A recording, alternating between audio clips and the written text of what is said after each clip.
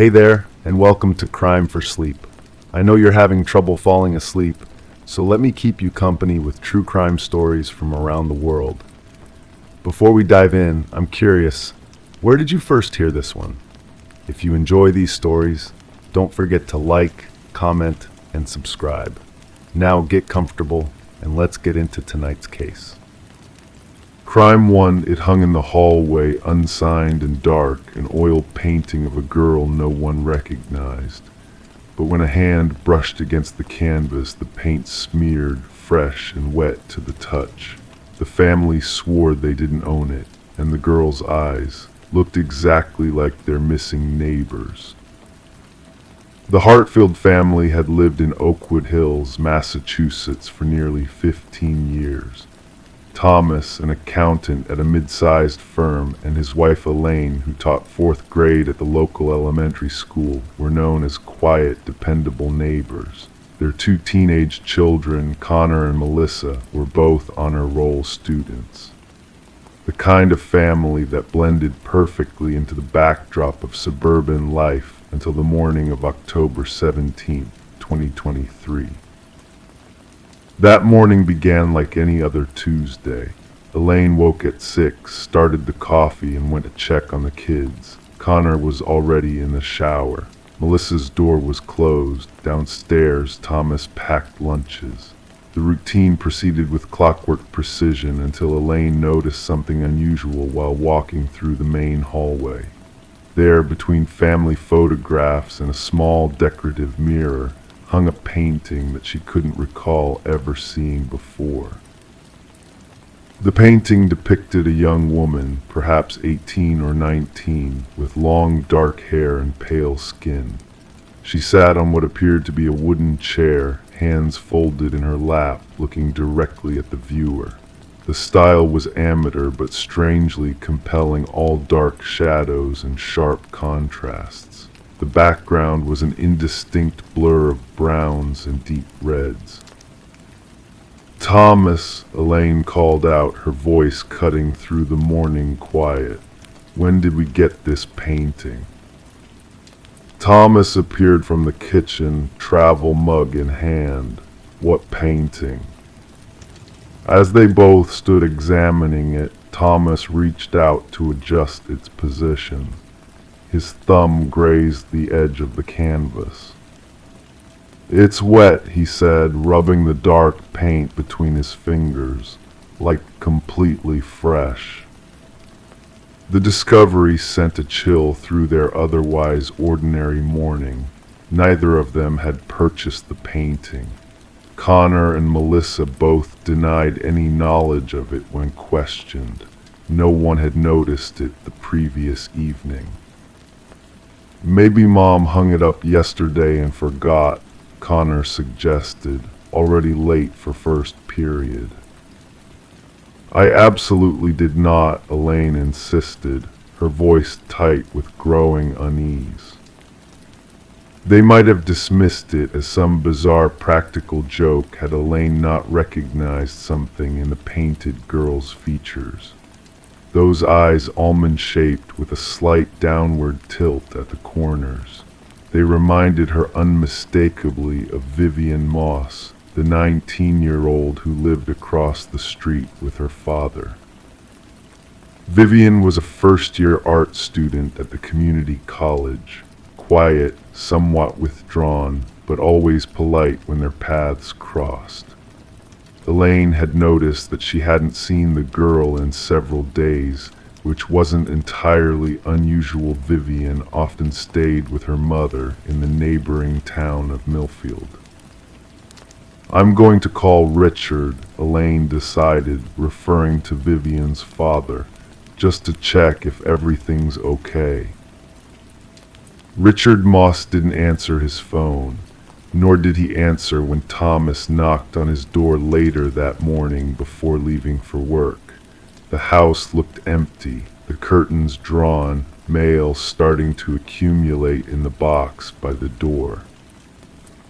Detective Sarah Linden arrived at the Hartfield home at 2:37 that afternoon.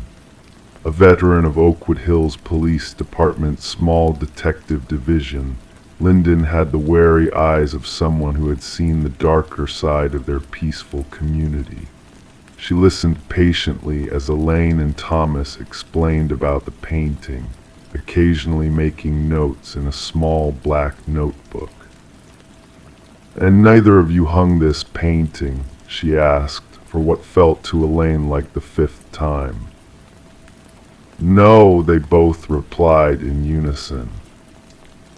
"And the paint was still wet when you found it this morning?" Thomas nodded. "It's mostly dry now, but yes, it was definitely wet earlier." Detective Lyndon studied the painting without touching it. "And you believe this is Vivian Moss?"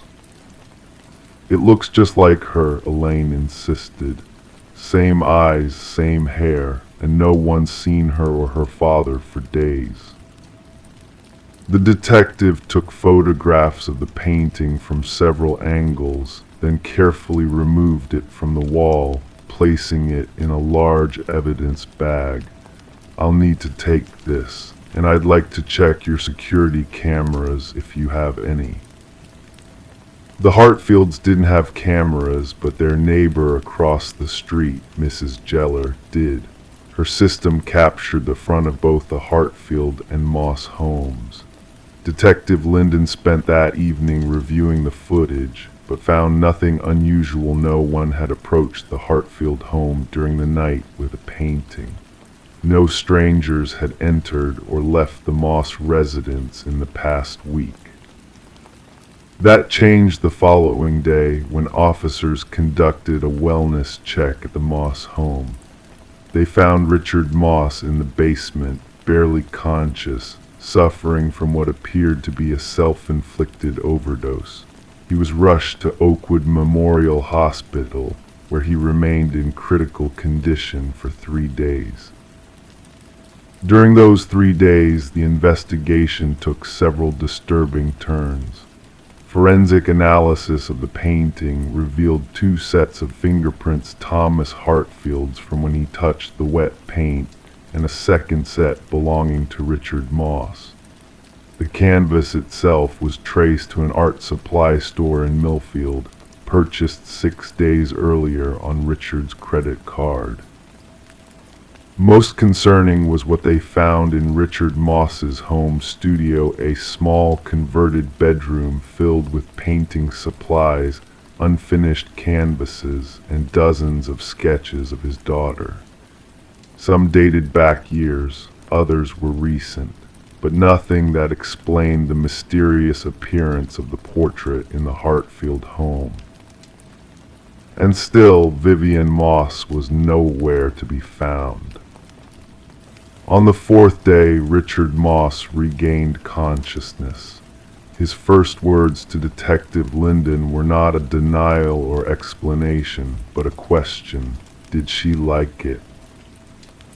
"Did who like what, Mr. Moss?" Lyndon asked, the recorder on her phone capturing every word. "Elaine, did she like Vivian's portrait? I promised Vivian I'd finish it for her." His voice was weak, his eyes unfocused. The conversation that followed revealed fragments of a story that Detective Lyndon spent weeks piecing together. Richard Moss, a former art teacher, had been painting portraits of his daughter for years. Vivian had apparently taken her own life 2 weeks earlier, something Richard had concealed from everyone, including authorities.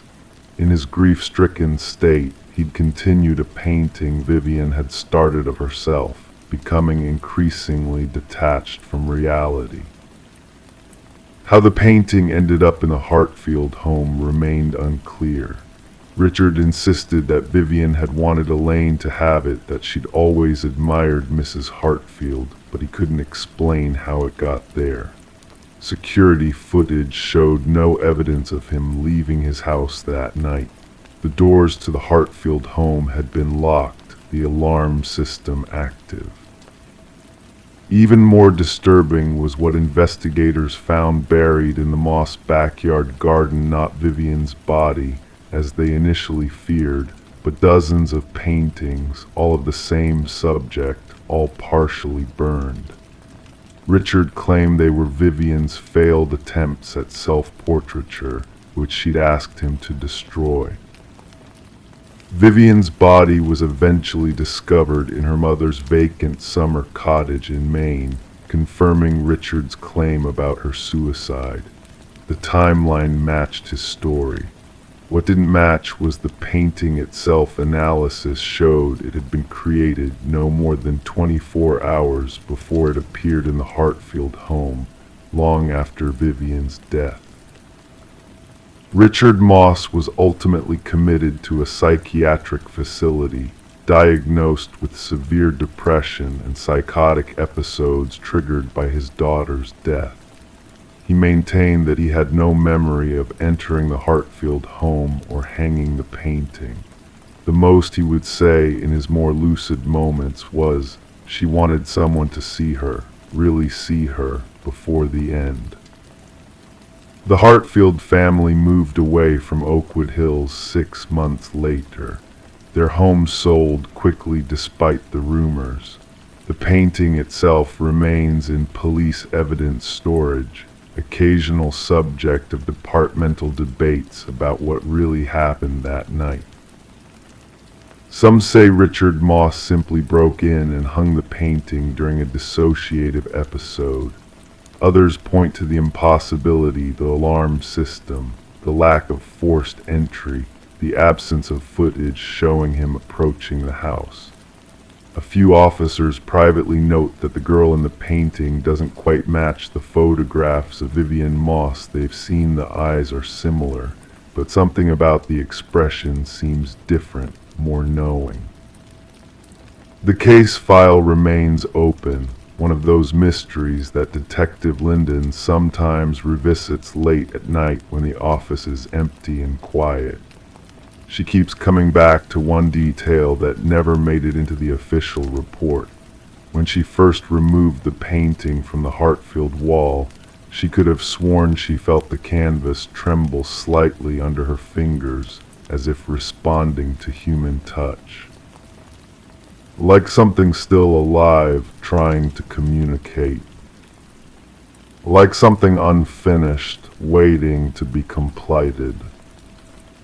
Crime 2, the creaking had become unbearable, so they pried open the warped planks.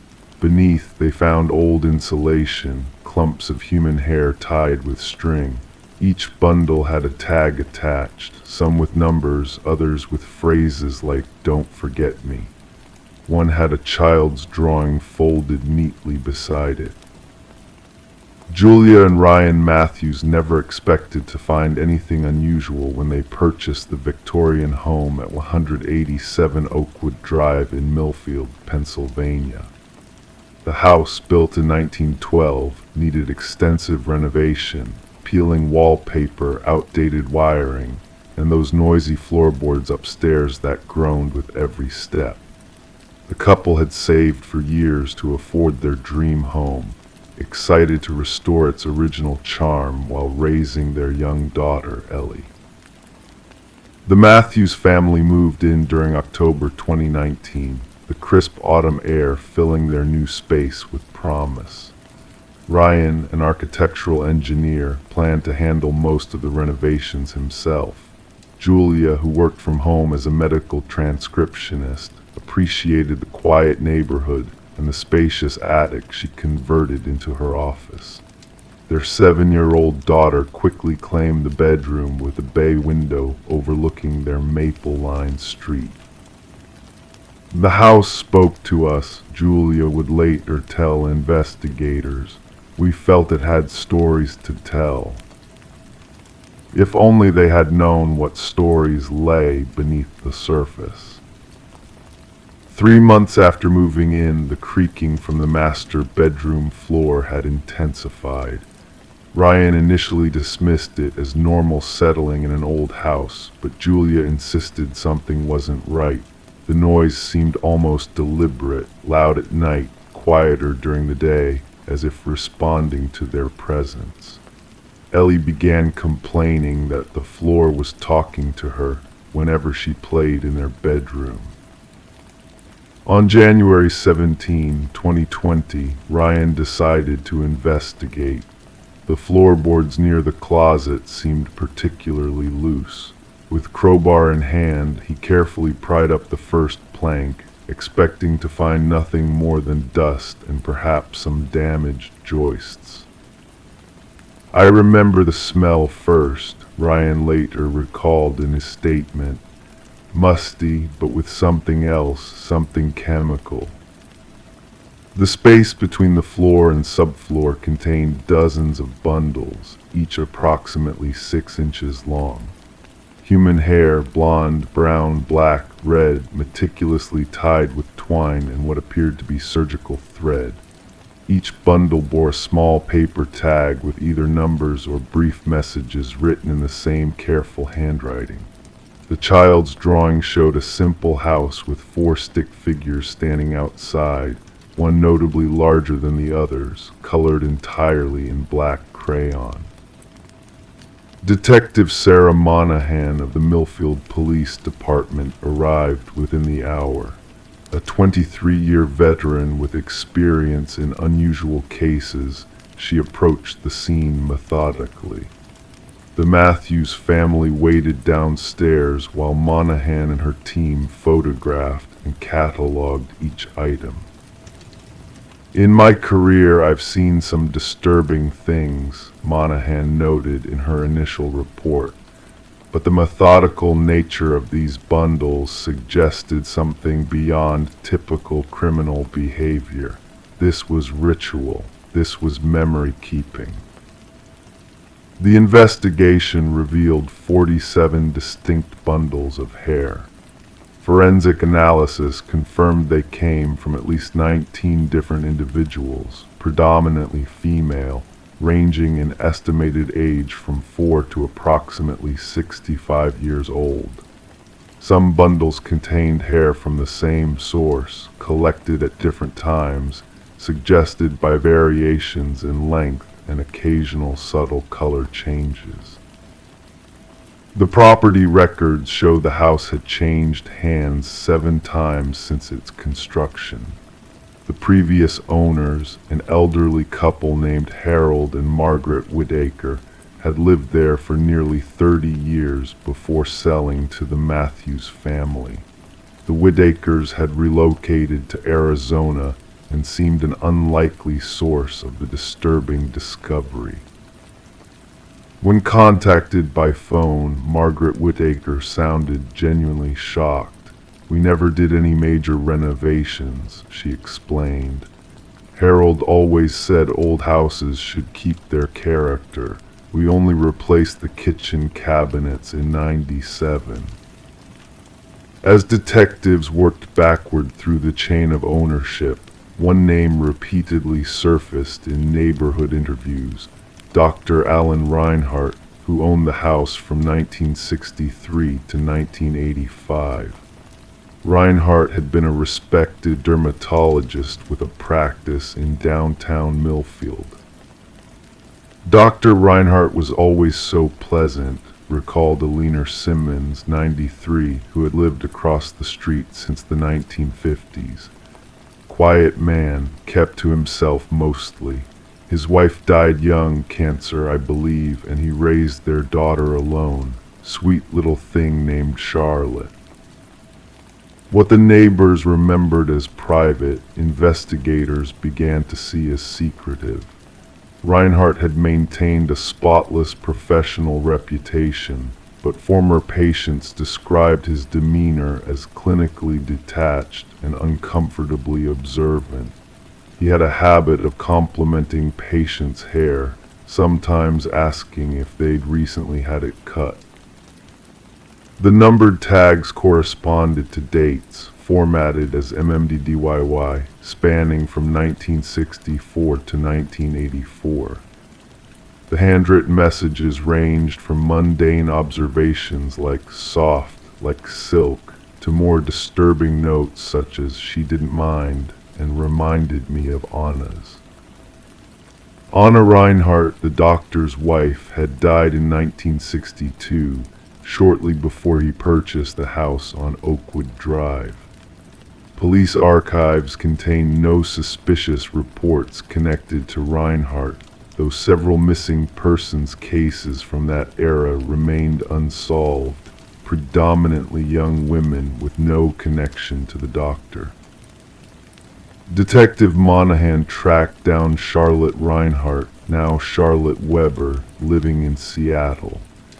At 64, she expressed shock at the discoveries, but reluctantly agreed to an interview. Dad was complicated, she explained via video call, her voice steady but her fingers constantly fidgeting with her wedding ring. After Mom died, he changed, became obsessed with preserving things. He kept locks of my hair from every haircut in these little envelopes. I always thought it was just grief. Charlotte revealed that her father had maintained a private room in their house, always locked, that she was forbidden to enter. After his death from heart failure in 1991, she had cleared out the house but never found anything suspicious. She had assumed the room contained medical research. He would sometimes bring work home, Charlotte added, her eyes not meeting the camera. I heard voices occasionally, female voices. He told me they were patients requiring special consultations. Forensic analysis of the hair samples yielded partial DNA profiles, but with limited success. The chemical preservative Reinhardt had used degraded much of the genetic material. Still, investigators managed to match 3 samples to cold cases. Teresa Campbell, 19, reported missing in 1968, Diane Foster, 23, who disappeared in 1972, and Lisa Wong, 16, last seen walking home from school in 1979. None of their bodies had ever been found. The child's drawing remained particularly troubling. Forensic art analysts suggested it was created by a child between 5 and 8 years old. The black figure, significantly larger than the others, displayed what experts termed threatening characteristics. When shown the drawing, Charlotte Weber became visibly distressed. I drew that, she whispered after a long silence.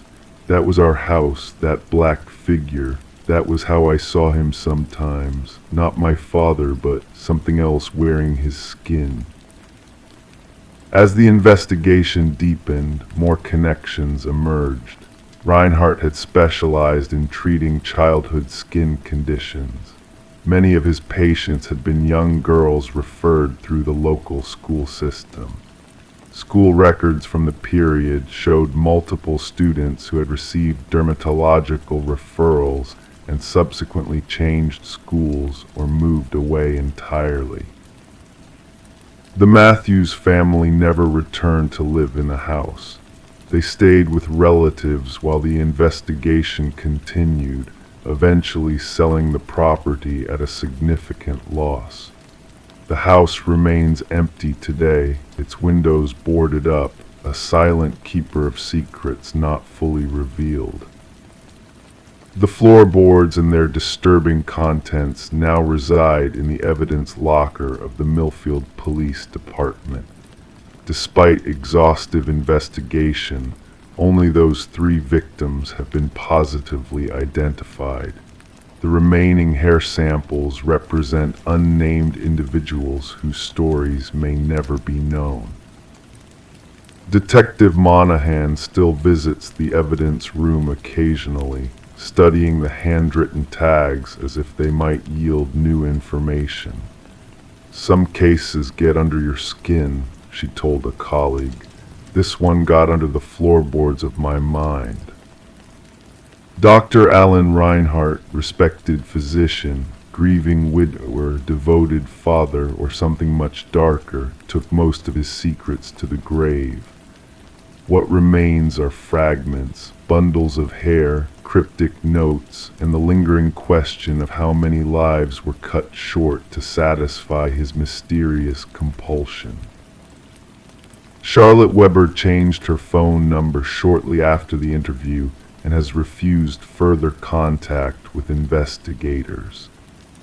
Neighbors report she visited Millfield once after the discovery, standing motionless across the street from her childhood home for nearly an hour before driving away.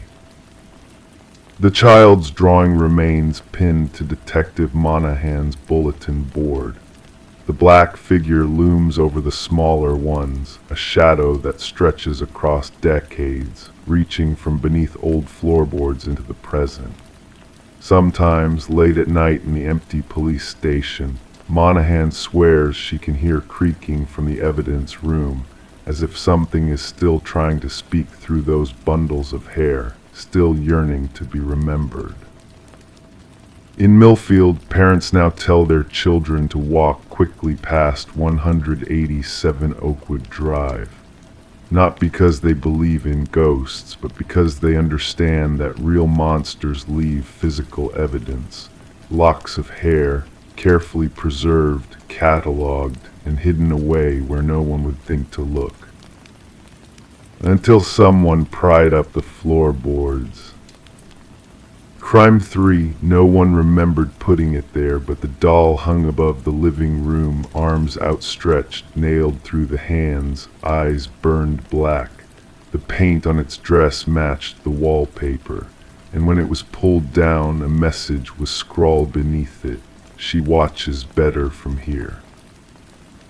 The Brennan family had lived in the modest two-story colonial on Maple Street in Whispering Pines, Michigan for almost 14 years. Sarah and Tom had raised their 2 children there, Connor, now 18 and preparing for college, and Melissa, 15, with her mother's auburn hair and her father's quiet demeanor. They were by all accounts unremarkable. Tom worked at the local credit union. Sarah taught 3rd grade at Whispering Pines Elementary. They attended the Methodist church on Sundays. They barbecued on holidays. They were the kind of people who faded into the tapestry of small-town America. Until March 12th, 2023. It was Sarah who discovered the doll. She had been cleaning on a Sunday afternoon while the family was at church, a routine she rarely broke. Tom had taken the children to the service while she stayed behind with what she described as a migraine coming on. Later, she would tell Detective Ellis that she had felt uneasy all morning, a pressure behind her eyes, a tightness in her chest, as if something in the house had changed overnight. She was dusting the living room when she looked up. The doll, a porcelain figure with curls the color of wet sand, hung from 2 small nails driven through its palms. Its legs dangled limply. The dress was a perfect match for the faded floral wallpaper that Sarah had been meaning to replace for years. The eyes, once blue glass, had been blackened with what forensics would later determine was a common cigarette lighter. When Tom returned with the children, Sarah was sitting on the couch, staring up at the ceiling, the duster still clutched in her right hand. "I don't know how long it's been there," she kept saying. "I just don't know how long it's been there." Tom called the police immediately. Officer Jenkins arrived first, followed by Detective Lawrence Ellis, who had been with the Whispering Pines Police Department for 22 years. He would later describe the scene as the kind of thing that makes you question what you think you know about people. The doll itself was unremarkable, a mass-produced item from the 1980s, available in department stores across the country. The Brennans didn't recognize it. It didn't belong to Melissa, who had long outgrown such toys. It didn't belong to Connor's ex-girlfriend Emma, who had left several items behind when they broke up 6 months earlier. It wasn't a family heirloom or a forgotten gift. It was simply unknown. When Detective Ellis used a stepladder to carefully remove the doll from the ceiling, the message was revealed, scratched into the plaster with what appeared to be a ballpoint pen. She watches better from here. The investigation began quietly. The Brennans were questioned separately. Their home was examined for signs of forced entry. Fingerprints were taken. The doll was bagged as evidence. Neighbors were interviewed. "They're just normal," said Diane Peters, who lived next door and had known the family since they moved in. "The kind of neighbors who'll lend you a cup of sugar or watch your cat when you're on vacation. Nothing special, nothing strange." But as Detective Ellis dug deeper, inconsistencies began to surface. Small cracks in the foundation of the Brennan family that widened under scrutiny. Connor couldn't account for his whereabouts the previous evening. He claimed to have been at a friend's house, but the friend, Jason Mayers, said Connor had left around 8, claiming he needed to go home. Connor didn't arrive home until after midnight, according to Sarah, who had waited up for him. Melissa had been having trouble at school. Her grades, once exemplary, had begun to slip. Her teacher noted that she had become withdrawn. When asked about the doll, she merely shrugged and said, "Maybe it's been there all along and no one noticed." Tom's alibi was solid. He had been at a credit union conference in Detroit, with dozens of witnesses and hotel security footage to confirm his presence. But when Detective Ellis asked about the family's finances, Tom became evasive. Later investigation would reveal that the credit union was under internal audit, with Tom's department specifically flagged for review. Sarah's story remained the same. She had been home all weekend with the children while Tom was away. She had cleaned on Saturday, including the living room, and hadn't noticed anything unusual on the ceiling. She had gone to bed early with a headache. She had woken up still feeling unwell and sent the family to church without her. "I would have noticed," she insisted. "I would have seen it yesterday if it had been there." As days passed, the investigation stalled. No fingerprints were found on the doll except Sarah's, from when she had reached up to touch it in her shock. No one had entered the house according to the security system, which Tom had installed 3 years earlier after a series of break-ins in the neighborhood. The message itself yielded no clues. The handwriting didn't match any family members.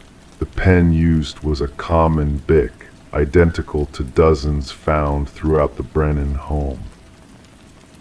Then, exactly 1 week later, Sarah called Detective Ellis in hysterics. "There's another one," she sobbed into the phone, "in Connor's room. This doll, a smiling boy in overalls, wasn't nailed to the ceiling but placed carefully on Connor's pillow.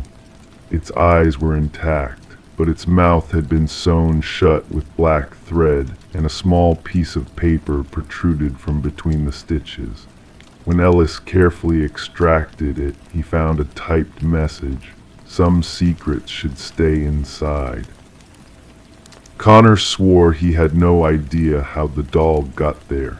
He had been home all day, working on a college application essay in the living room. Melissa had been at a friend's house. Tom had taken Sarah to see a therapist in the neighboring town of Lakewood. The house had never been empty. That evening, Detective Ellis decided to place an officer outside the Brennan home overnight. Officer Michaels sat in his unmarked car from 10 p.m. until 6 a.m., watching all entrances. He reported no unusual activity. Yet in the morning, a third doll appeared, this one in the bathroom medicine cabinet, visible when Tom opened it to retrieve his razor. This doll, unlike the others, was crudely made of what appeared to be socks stuffed with cotton. Buttons served as eyes. The mouth was a red slash of marker.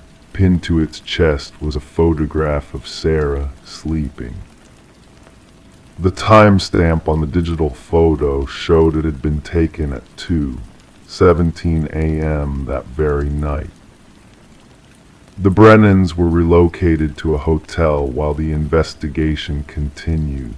Their home was searched thoroughly. Security camera footage from neighboring houses was reviewed. Cell phone records were obtained. Social media accounts were scrutinized. It was Melissa's diary, found hidden beneath a loose floorboard in her closet, that finally provided the first real clue. "I know about the woman in Detroit," she had written 3 months earlier. "I saw the texts on Dad's phone when he left it charging. I don't know if I should tell Mom. I don't know what would happen to us if I did." Tom Brennan, confronted with this evidence, admitted to an affair with a coworker named Vanessa Grimes. The relationship had ended, he insisted, 2 months before the first doll appeared. He had broken it off when Vanessa became possessive and unpredictable. She kept saying she wanted to be part of the family, Tom told Detective Ellis. She wanted to meet the kids. She said she already felt like she knew them from everything I'd told her. Vanessa Grimes was brought in for questioning. A search of her apartment revealed no dolls, no matching porcelain fragments, no evidence connecting her to the incidents. She admitted to the affair but seemed genuinely shocked by the allegations. "I wouldn't do something like that," she said. "I was hurt when Tom ended things, but I'm not crazy. I've moved on." Her alibi for all 3 incidents checked out. Security footage from her apartment building showed her coming home each evening and not leaving until morning. As the investigation continued, the Brennan family began to fracture under the pressure. Connor moved in with his grandparents in Ohio. Melissa became increasingly withdrawn, refusing to speak to investigators. Tom and Sarah's marriage, already strained by the revelation of the affair, deteriorated further. It was in late April, nearly 6 weeks after the first doll appeared, that Detective Ellis received an anonymous email containing a video file. The footage, grainy and dark, showed Sarah Brennan entering a craft store in Lakewood. The timestamp indicated it was 2 days before the first doll was discovered. She could be seen purchasing a porcelain doll, black thread, and a small bottle of paint that matched the color of her living room wallpaper. Confronted with this evidence, Sarah broke down. "He was going to leave us," she whispered. "I found the apartment listings on his laptop, places in Detroit near her. He was planning to abandon us." The dolls, she explained, were meant to frighten Tom into staying, to make him believe that leaving would have consequences, that someone was watching, that his secrets weren't safe. "I didn't think it would go this far," she said. "I just wanted him to be afraid to leave." Tom denied any plans to abandon his family, though subsequent investigation of his online search history confirmed Sarah's claims. The apartment listings were real. So were searches for how to tell your children you're leaving and Michigan divorce laws. No charges were filed against Sarah Brennan. The family entered therapy. Tom and Sarah separated but agreed to co-parent their children. They sold the house on Maple Street to a young couple who knew nothing of its history. The dolls were logged into evidence and eventually destroyed when the case was officially closed in September 2023. But Detective Ellis, in his final report, noted one detail that was never fully explained. The photograph of Sarah sleeping, the one pinned to the third doll, had not been taken with any camera found in the Brennan home. The angle suggested someone standing over her bed. The metadata indicated it had indeed been taken at 2:17 a.m. while Officer Michaels was watching the house and saw no one enter or leave. To this day, Sarah insists she has no memory of placing the third doll in the medicine cabinet, no memory of taking the photograph, no memory of creating the sock doll. Sometimes, she told Detective Ellis during their final interview, I wonder if I did it in my sleep. And sometimes, I wonder if someone else was in our house all along, watching us fall apart. The case of the nailed doll remains officially solved, but in Whispering Pines, some stories refuse to end neatly.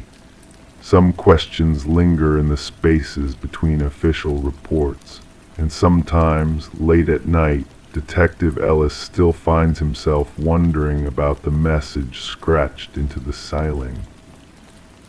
She watches better from here. Crime 4, the couch had been inherited from an aunt no one talked about, soft, clean, and heavy. When one of the cushions split open, tiny bones spilled out, too small to be from any pet. X-rays of the others revealed more. The bones had been arranged into shapes, and one of them spelled a name. Sarah Harmon had never wanted the couch. It wasn't her style, burgundy velvet with ornate wooden trim, something from another era. But when her mother called about clearing out Aunt Vivian's apartment in Minneapolis, Sarah felt obligated to take something. The couch was delivered to her small Duluth home on an overcast Tuesday in March 2018, looking strangely elegant against her minimalist furnishings. I barely knew her, Sarah told her neighbor Diane while they were arranging the heavy piece in her living room. Mom and Aunt Vivian had some falling out before I was born. Family gatherings were always tense when she showed up, which wasn't often. Aunt Vivian had died alone at 78, her apartment untouched for nearly 2 weeks before anyone noticed. No children, no spouse, just a small circle of acquaintances who described her as private and particular about her things. She had been a seamstress, working from home for over 40 years, specializing in alterations and custom upholstery. For 6 months, the couch sat largely unused in Sarah's living room. She preferred her worn leather armchair, angled toward the window overlooking Lake Superior. The burgundy couch was just too formal, too reminiscent of a life she hadn't lived. Then came the October evening when everything changed. Sarah was hosting a small dinner party, just 2 couples from work. Tom Barnett, slightly drunk on red wine, fell heavily onto the middle cushion of the couch. There was a sound, not quite a rip, more like the tearing of old thread, and something shifted inside the cushion. "I think I broke your couch," Tom said, laughing nervously as he stood up. A small tear had appeared along the seam of the cushion, and something white was visible inside. Sarah assumed it was batting or foam. The party continued, everyone forgetting about the small incident. It wasn't until the next morning, as Sarah was cleaning up, that she noticed the tear had widened, Picking up the cushion to examine it, she felt something shift inside, something that moved differently from stuffing. When she turned the cushion over, several small white objects fell onto her hardwood floor with a delicate clatter. Sarah's first thought was mouse bones, or maybe bird bones, but as she knelt down to look closer, her stomach tightened. These were too orderly, too uniform. She picked one up. It was lighter than she expected, about the size of her pinky finger. It was unmistakably a bone, but not from any rodent or bird she could identify. They could be from a small animal, Dr. Raymond told her later that day. He was a veterinarian friend who had agreed to take a quick look.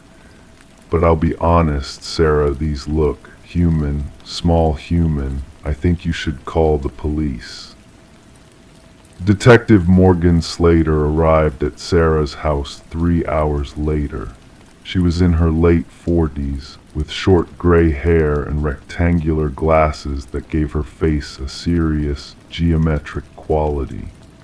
She handled the bones with latex gloves, placing them carefully in evidence bags. "You said these came from inside your couch?" Detective Slater asked, her voice neutral but her eyes sharp. Sarah explained about Aunt Vivian, the inheritance, everything she knew, which wasn't much. The detective made a phone call, and within an hour, a small team arrived to take the couch. "We'll need to examine it properly," Slater explained. "If there are more findings inside, we need to document everything carefully." The X-rays confirmed what nobody wanted to believe. Each cushion contained bones, finger bones, toe bones, a few fragments that the medical examiner identified as parts of an infant's cranium. Most disturbing of all, they weren't simply stuffed inside as hiding places. In each cushion, the bones had been arranged in distinct patterns, sewn carefully into the lining.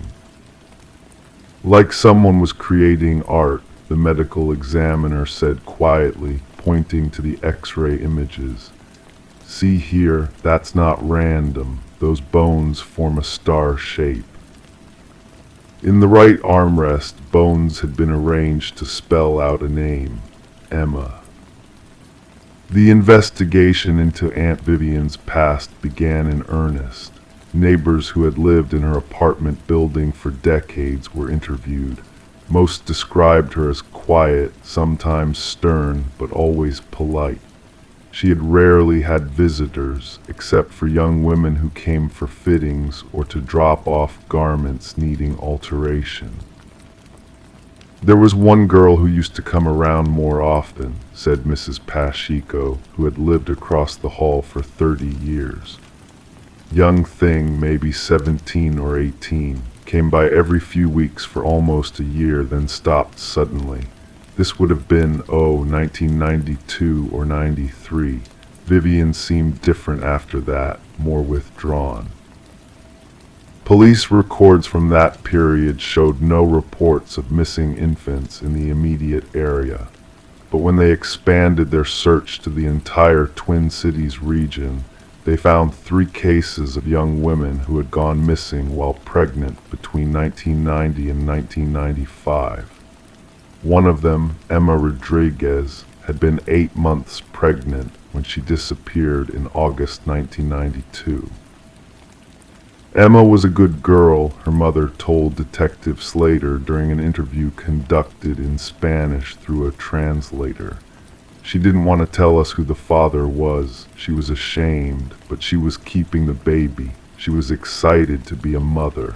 Mrs. Rodriguez's eyes filled with tears. "She went to her sewing class one day and never came home."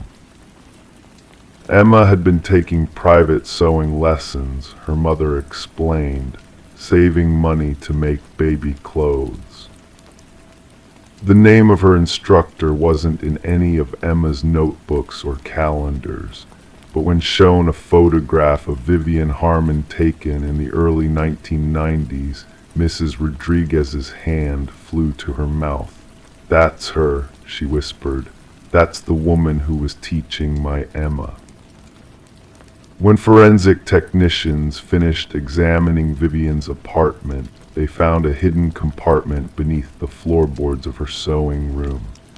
Inside were dozens of notebooks filled with drawings, sketches of furniture with intricate interior patterns, diagrams of bone arrangements, and lists of names with dates beside them. Emma's name was there, along with 13 others. Sarah sat in Detective Slater's office, her hands wrapped around a paper cup of cooling coffee. "I don't understand," she said. "My mother never mentioned any of this. How could no one have known?" "People see what they expect to see," Slater replied gently. "Your aunt was a respected craftswoman who kept to herself. The bones were hidden inside her work, and without modern imaging technology, who would have thought to look?" DNA testing was still ongoing, but preliminary results confirmed that at least some of the bones belonged to infants related to two of the missing women, including Emma Rodriguez. The most unsettling discovery came 3 weeks into the investigation. Among Vivian's possessions was a small album of photographs, young women sitting on the burgundy couch, many visibly pregnant, all smiling nervously at the camera. On the back of each photo was a date and a single word, vessel. Sarah's mother finally revealed what little she knew. Vivian had strange ideas, she admitted during questioning.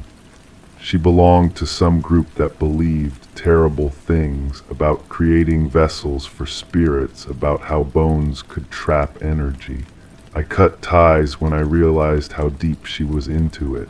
I never thought she would actually hurt anyone. The full extent of Vivian Harmon's crimes may never be known. The bones recovered from the couch and other furniture pieces found in storage units rented under her name suggested at least 14 victims over 3 decades. Some of the bones dated back to the late 1970s.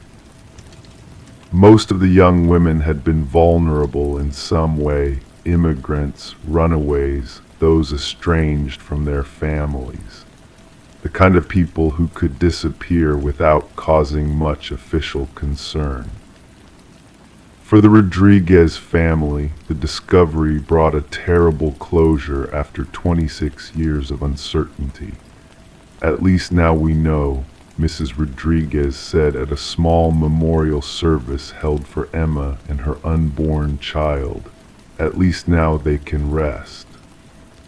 Sarah sold her house in Duluth. She couldn't live with the memories, the knowledge of what had happened under her roof, even if only for those few months. "I keep thinking about how I sat on that couch, how I napped on it once," she told Detective Slater before moving away. "All that time they were there, those poor babies, those poor mothers." The burgundy couch now sits in an evidence warehouse, its elegant wooden frame and velvet upholstery belying the horrors it contains. Sometimes, late at night, lab technicians swear they can hear a sound coming from deep within its cushions, something like the distant cry of an infant, though they know that's impossible. And in cities across Minnesota, upholstery shops now include a new step in their restoration process when working on vintage furniture: an X-ray scan, just to be sure. Just to be certain that nothing is hiding within the soft, inviting cushions where people rest their heads and dream of safer times. Crime 5, the nursery was empty, the crib untouched, yet the monitor kept turning on, playing heavy, wet breathing, always from the same angle, always just beneath the mic. When they checked the camera's recording, there was nothing, but the audio included a whisper: "You left me here." For the Winslow family of Cedar Ridge, Pennsylvania, these unexplained sounds would become the beginning of a nightmare that unfolded over the course of 13 cold days in November 2022. Melissa Winslow was 34, a pediatric nurse at Cedar Ridge Memorial Hospital who had recently returned to work after maternity leave. Her husband, Daniel, 36, worked in IT security from their modest two-story home at the end of Sycamore Lane. Their daughter, Emma, had just turned 11 months old, a happy, babbling infant with her mother's hazel eyes and her father's dimpled smile.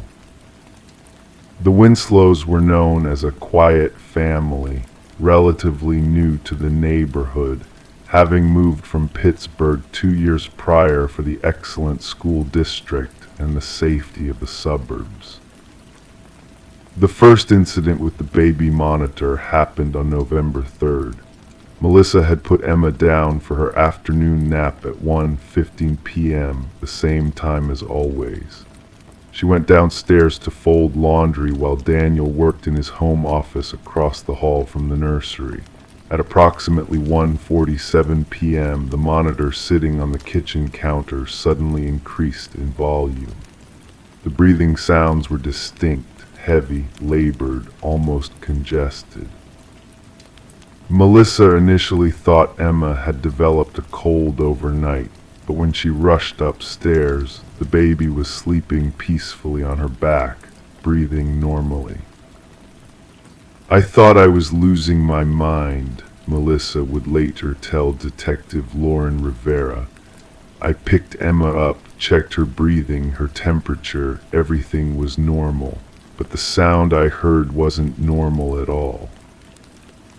Daniel suggested it was interference from another device, perhaps a neighbor's monitor on the same frequency. They reset the system, switched channels, and the issue seemed resolved, until 3 days later when it happened again. This time Daniel was alone with Emma. Melissa had taken a 12-hour shift at the hospital, covering for a colleague. At 7:32 p.m., while heating dinner in the microwave, Daniel heard the same breathing through the monitor, followed by what he would later describe as a whisper but distorted like someone talking through water. He checked on Emma immediately. The nursery was cold, colder than the rest of the house, though the thermostat settings were consistent throughout. "I heard it clearly," Daniel insisted to Detective Rivera during his second interview. "It said, 'You left me here,' plain as day. I'm not superstitious, I'm not religious. I work with technology for a living, but I know what I heard."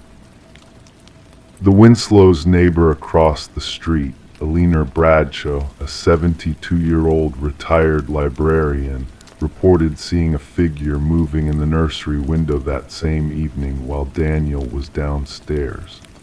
"At first, I thought it was Daniel checking on the baby," Alina stated.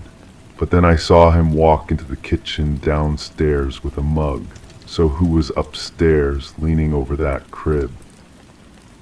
By November 8th, the incidents had escalated. The monitor would activate at random intervals, sometimes playing the breathing sounds for up to 40 minutes. Melissa began recording the audio on her phone. In one recording, reviewed by Cedar Ridge Police Department's technical specialist Marcus Torres, the whispering voice says distinctly, "She's not yours to keep." Daniel contacted the baby monitor's manufacturer, who claimed no similar incidents had been reported. They suggested replacing the unit entirely, which the Winslows did on November 9th. The new monitor worked perfectly for exactly 1 day. On November 10th, Melissa was bathing Emma when the monitor in the bedroom suddenly turned on.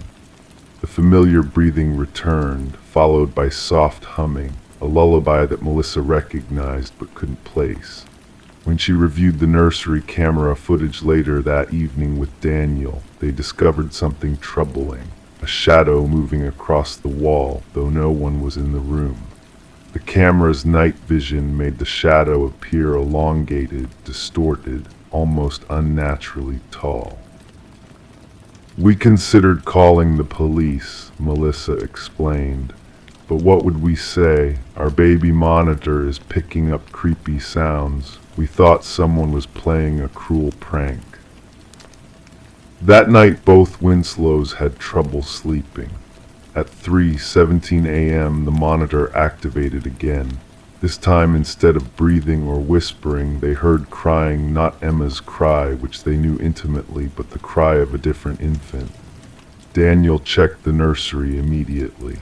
Emma was sound asleep, but her mobile, which operated on a wind-up mechanism, was slowly turning above her crib, though neither parent had wound it. The following morning, November 11th, Melissa discovered a small handprint on the inside of the nursery window, too large to be Emma's, too small to be an adult's. When measured by investigators, the print appeared to belong to a child approximately 3 to 4 years of age. Detective Rivera was finally brought into the case on November 12th, after the Winslows reported a possible break-in. Nothing was missing from the home, but Emma's baby clothes had been rearranged in her dresser. A pacifier that had been lost weeks earlier was found in the center of her crib. The Winslows were certain someone had been in their home while they slept. The investigation revealed no signs of forced entry. The home security system showed no breaches. All doors and windows had remained locked. Detective Rivera initially suspected the Winslows themselves, considering the possibility of sleepwalking, medication side effects, or even postpartum psychosis, but medical examinations ruled out these theories. On November 14th, while reviewing property records, Detective Rivera discovered something the real estate agent had never disclosed to the Winslows. 3 years before they purchased the home, another family had lived there briefly, the Camerons. The Camerons had a 4-year-old son named Ethan and a newborn daughter. According to county records, the infant had died of SIDS in the very room that now served as Emma's nursery. The investigation took an unexpected turn when Melissa, increasingly sleep-deprived and anxious, found a small blue sock tucked behind the changing table, a sock too big for Emma, who had never worn blue. When Detective Rivera showed the sock to Marion Cameron, Ethan and the deceased infant's mother, she identified it immediately as belonging to her daughter. "We moved out 2 weeks after she died," Marion explained in her statement. "We couldn't bear to be in that house. I thought we had packed everything." The final incident occurred on November 15th. At exactly midnight, every electronic device in the Winslow home malfunctioned simultaneously. Lights flickered, appliances turned on and off, and the baby monitor emitted a high-pitched squeal before going silent. In the ensuing darkness, Daniel used his phone's flashlight to check on Emma. She was standing in her crib, the first time she had ever pulled herself up to a standing position, staring at the corner of the room and babbling as if having a conversation. When Melissa entered seconds later, she reported feeling an intense cold spot by the window, though it was a mild night for November. As Daniel reached for Emma, the nursery door slammed shut, seemingly on its own. It took both parents pushing against it to reopen it, as if something on the other side was holding it closed.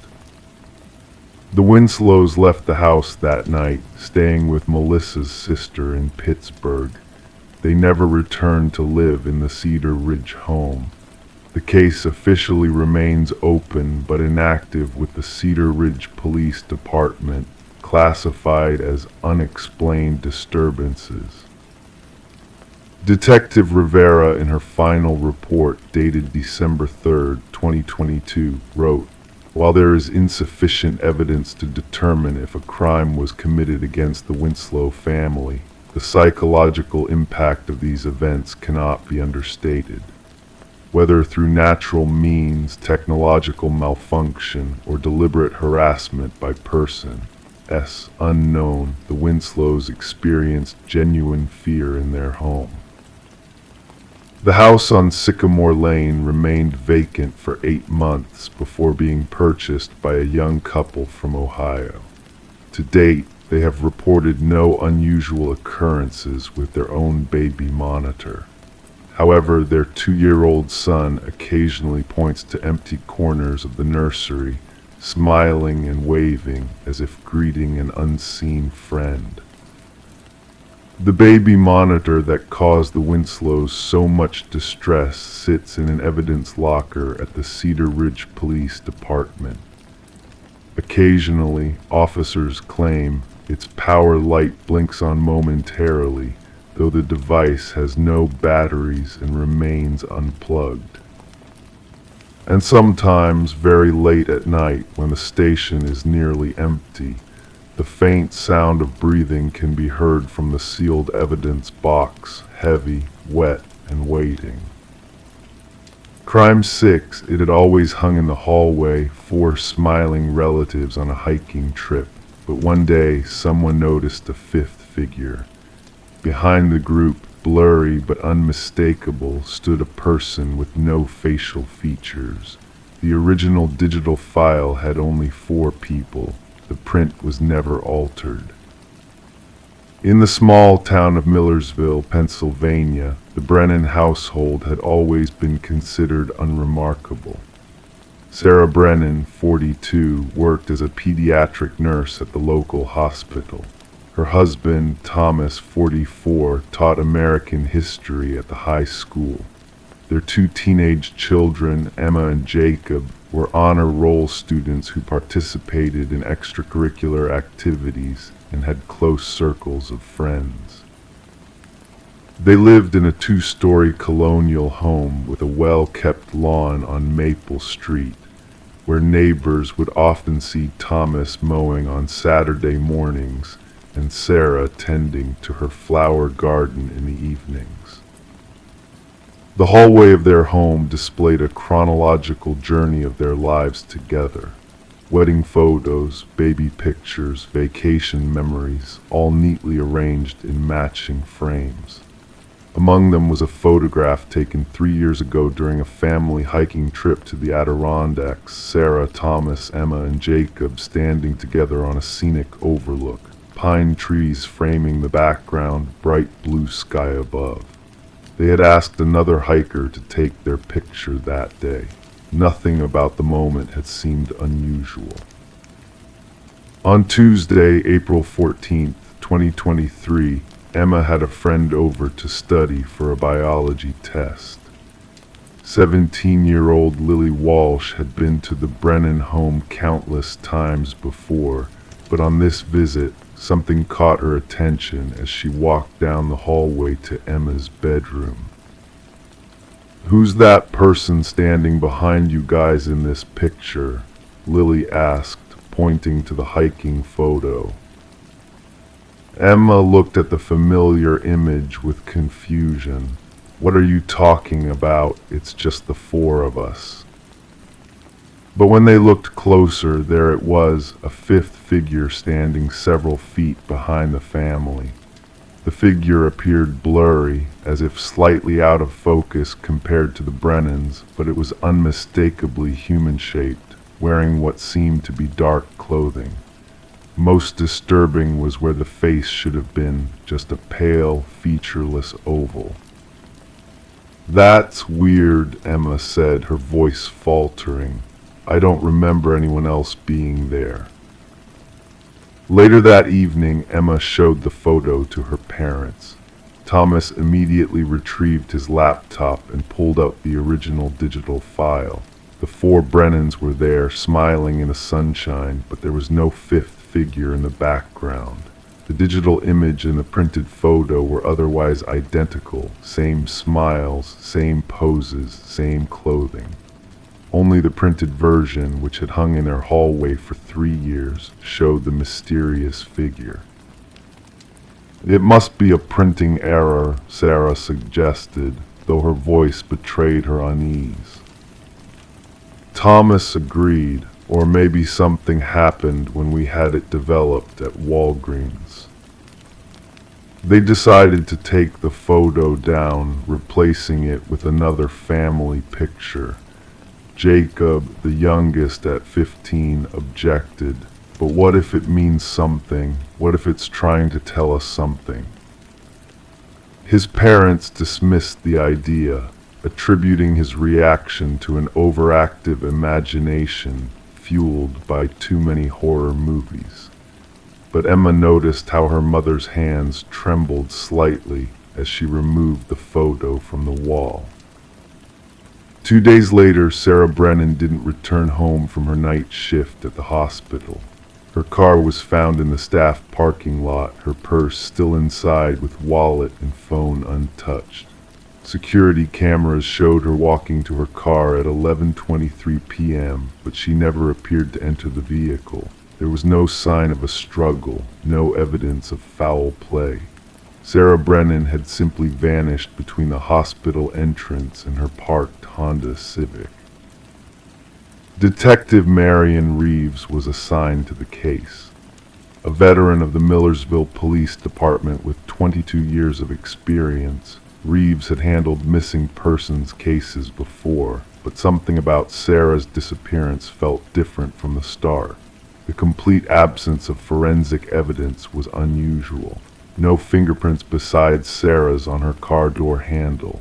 No tire tracks indicating another vehicle had pulled up alongside hers. No witnesses despite the well-lit parking lot. "People don't just disappear into thin air," Reeves told her partner, Detective Paul Sandoval, as they reviewed the security footage for the 4th time. "There's always something, always a trace." But in Sarah's case, there wasn't.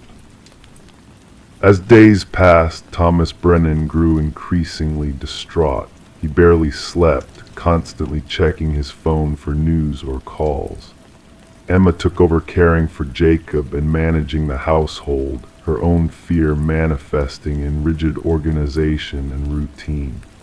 Jacob withdrew into himself, spending hours in his room, researching missing persons cases and unexplained phenomena online.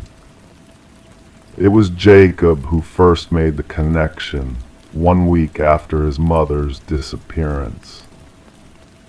"Dad," he said, entering Thomas's study where his father sat staring blankly at bills he couldn't focus on. "Remember that weird photo, the hiking one with the figure in the background?" Thomas looked up, his eyes red-rimmed from lack of sleep. "What about it?" "I think we need to look at it again." Thomas reluctantly retrieved the photo from the drawer where he had placed it. They examined it carefully, and Jacob pointed to something they hadn't noticed before. The blurry figure in the background wasn't just standing there. Its arm appeared to be slightly raised, pointing towards Sarah. Detective Reeves was skeptical when Thomas brought the photo to the police station the next day. "Mr. Brennan, I understand you're looking for answers, but this is likely just a photographic anomaly, nothing more." "Then explain why the digital original doesn't have it," Thomas insisted, his voice rising, "and why it seems to be pointing at my wife who is now missing." To appease him, Reeves had the department's forensic technician examine the photograph. The analysis revealed something strange. The paper and ink composition of the area containing the 5th figure was chemically identical to the rest of the print. Whatever had created the image, it wasn't added after printing. It was as if the figure had somehow been present in the very moment the photo was developed. Meanwhile, the investigation into Sarah's disappearance continued. Detectives interviewed hospital staff, reviewed patient records, and examined Sarah's recent communications. Nothing seemed amiss in her life, no secret relationships, no financial troubles, no enemies. Her last text message had been to Thomas at 10:45 p.m., finishing up paperwork, home soon, love you. 3 weeks after Sarah vanished, another night shift worker at the same hospital disappeared. Michael Chen, a 35-year-old radiologist, failed to return home after his shift. His car was found in the parking lot, keys still in the ignition. Security footage showed him approaching his vehicle at 11:17 p.m., then glancing over his shoulder as if someone had called his name. He turned towards something off camera, took a few steps in that direction, and then walked out of frame. He never reappeared on any of the hospital's cameras. When Detective Reeves informed Thomas about the second disappearance, he immediately asked, "Did Michael Chen have his photo taken recently? Something that was printed?" The question struck Reeves as odd until Thomas explained his theory. The detective, now more willing to explore unconventional angles, discovered that Chen had indeed been photographed at a hospital fundraiser 2 months earlier. The printed copies had been displayed in the hospital lobby. In Chen's photo, standing among a group of colleagues, there appeared to be a space where no one stood, yet a shadow fell across the floor as if cast by an invisible presence. As word spread about the two disappearances and the strange photographic anomalies, anxiety rippled through the hospital staff. Some refused to work night shifts. Others began taking photos of themselves daily, checking for unexpected figures or shadows. The local newspaper ran a story titled "The Millersville Mystery," when photographs predict disappearances, which attracted attention from larger media outlets and online forums dedicated to unsolved mysteries. 4 months after Sarah's disappearance, a maintenance worker discovered something in an abandoned storage room in the hospital's oldest wing, an antique camera and developing equipment dating back to the 1940s.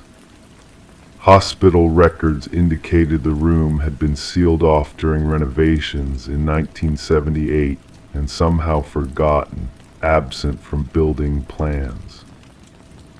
The camera belonged to Harold Winters, a former hospital photographer who had worked there from 1943 to 1962, documenting medical procedures and staff events. Further research revealed that Winters had been suspected in the disappearances of 6 hospital employees during his tenure, but was never charged due to lack of evidence. He died in 1976, taking whatever secrets he possessed to his grave. The most disturbing discovery came from Winters' personal journal, found in a box alongside the camera. In it, he wrote of capturing more than just images and preserving essences beyond the physical plane. The case remains officially unsolved. Sarah Brennan and Michael Chen were never found. Thomas and his children eventually moved away from Millersville, unable to bear remaining in a home where Sarah's absence was a constant presence. The photograph of the hiking trip was submitted as evidence and remains in police custody, locked in an evidence room where some officers claim the blurry figure in the background seems to change position ever so slightly each year. Detective Reeves retired early after the Brennan case, troubled by her inability to provide answers. In her personal files, which remained sealed until after her death in 2029, she left a note about the case. Some mysteries aren't meant to be solved. Some truths are better left uncaptured. I've destroyed every printed photograph of myself just in case. I recommend others do the same.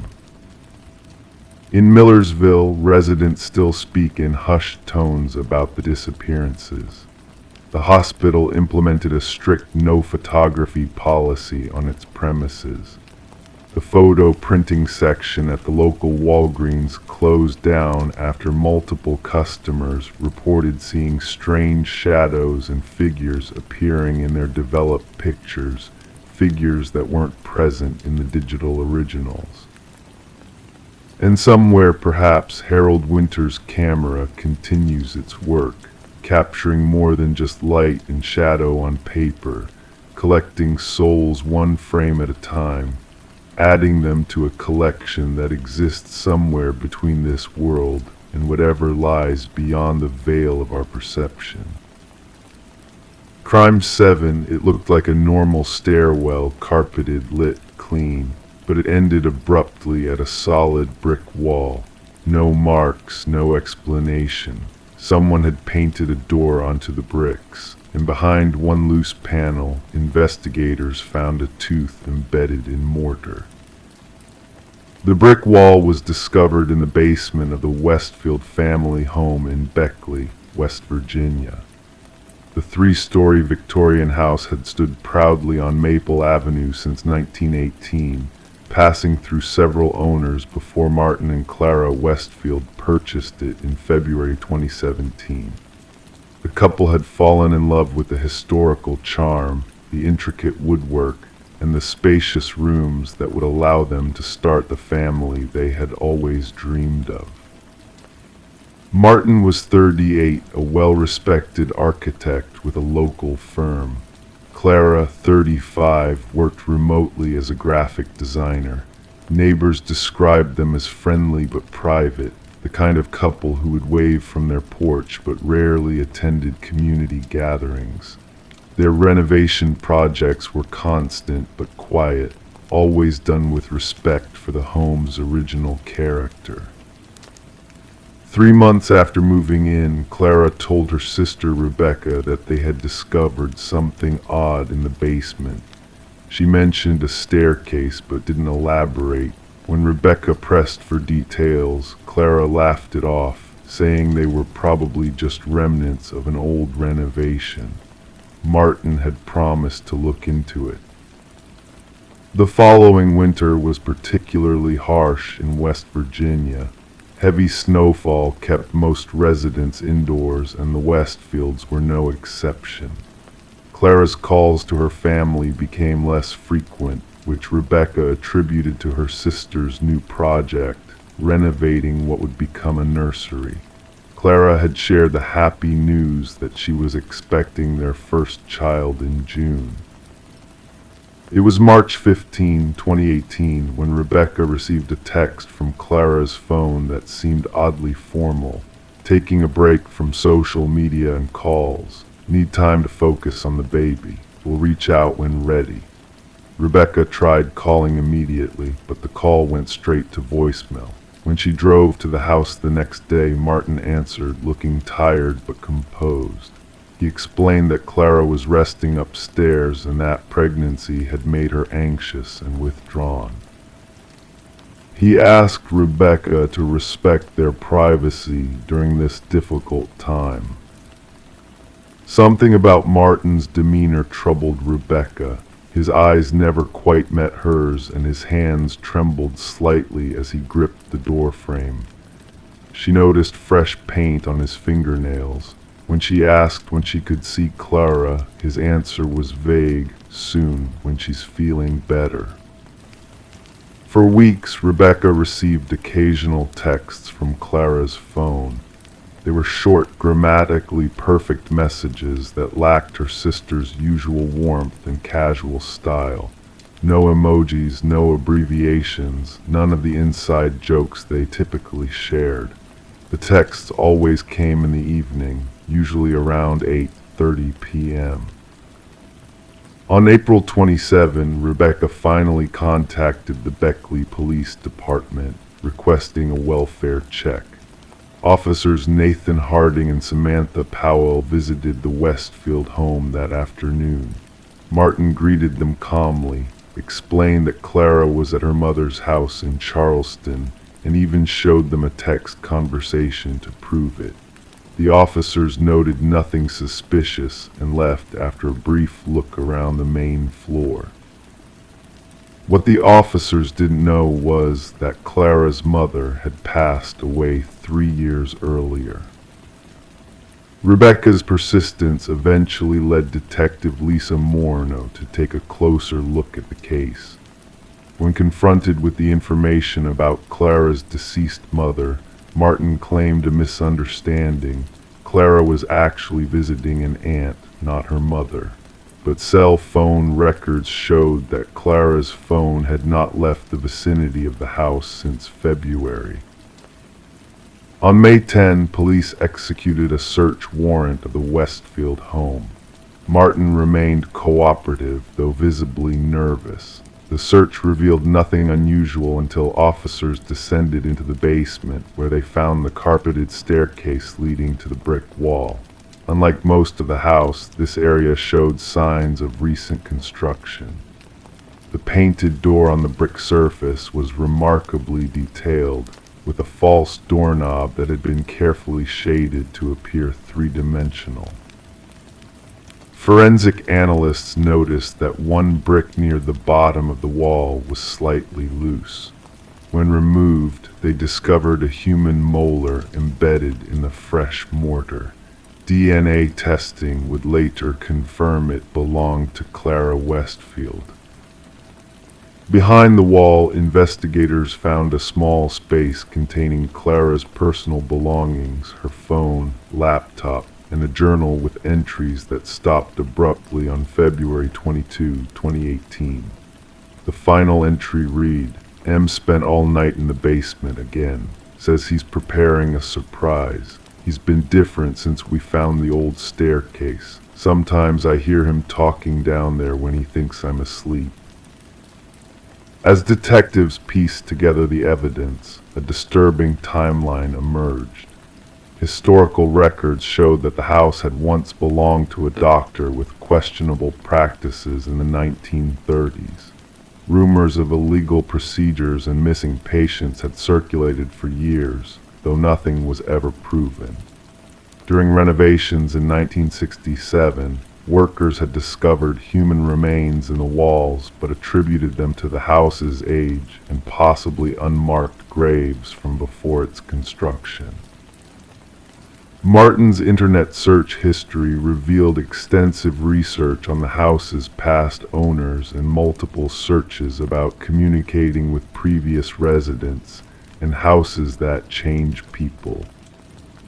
His architectural drawings, found in his home office, included detailed plans for what he called the transition space, the area behind the brick wall. When questioned about Clara's whereabouts, Martin's behavior became increasingly erratic.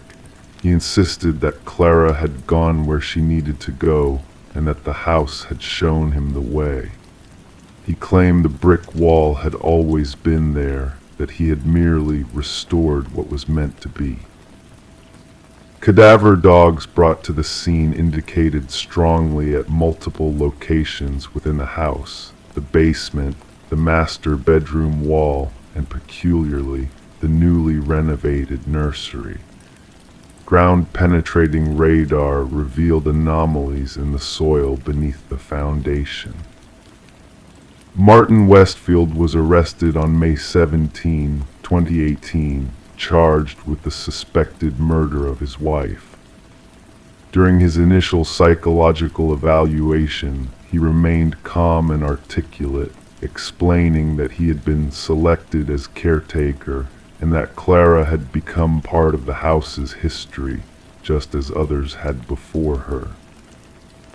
The most chilling evidence came from Martin's personal journal, where he had meticulously documented what he called the house's hunger and his growing conviction that it required contributions to maintain its character. He wrote of hearing whispers from the brick wall, teaching him how to preserve the home's legacy. As investigators continued their careful dismantling of sections of the house, they discovered 7 more teeth embedded in various walls, belonging to at least 3 different individuals. Records showed that 2 previous owners had also reported family members missing, cases that had remained unsolved for decades. Clara's body was never found. The tooth remained the only confirmed physical evidence of her presence in the house after February. Martin refused to provide any information about what happened to her remains, maintaining only that she was where she belonged and that she was part of something greater now. Rebecca still visits the house on Maple Avenue, which stands empty and decaying as the legal proceedings continue. The painted door on the brick wall remains visible, though faded now. Sometimes local teenagers dare each other to sneak into the basement and touch it, claiming they can feel warmth radiating from the bricks, as if something or someone waits just on the other side. Martin Westfield sits in a psychiatric facility, evaluated as unfit to stand trial. He spends his days drawing architectural plans of houses with hidden rooms and staircases that lead nowhere. His doctors note that he often speaks of returning home and how the house is incomplete without him. He insists that if you press your ear against the right brick, you can hear Clara humming softly, the lullaby she had planned to sing to their child. The staircase that led to a brick wall has become something of a local legend in Beckley. But for those involved in the investigation, the case represents something far more disturbing, a reminder that sometimes the most terrifying mysteries aren't found in the unsolved questions, but in the answers we discover behind walls we were never meant to breach. Crime 8, the house had been vacant for years, but the basement reeked of perfume, cheap, cloying, and fresh. There was nothing down there but an empty rocking chair and a trail of rose petals ending in ash. On the concrete, written in lipstick, were the words, "She's still waiting." Detective Marcus Simmons had seen a lot in his 23 years with the Oak Ridge Police Department, but something about this scene made the hair on the back of his neck stand up. The real estate agent who called it in stood at the top of the stairs, refusing to come back down. Her name was Diane Powell, and she had been showing the property to a young couple when they discovered the basement door, which had apparently been sealed shut with multiple locks from the outside. "I've been trying to sell this place for months," Diane explained, her voice trembling slightly. The previous owner, Eleanor Harmon, passed away last year at 92. No children, no relatives that anyone knew of. The property went to the bank. Marcus nodded, jotting notes in his small black notebook. "And no one's been in this basement. When was the last time someone lived here?" "That's the thing," Diane replied, wrapping her cardigan tighter around herself despite the June heat. "Eleanor moved to a nursing home about 5 years ago. The house has been empty since then. The basement door was padlocked from the outside, and according to the property inspection, it hadn't been opened in decades.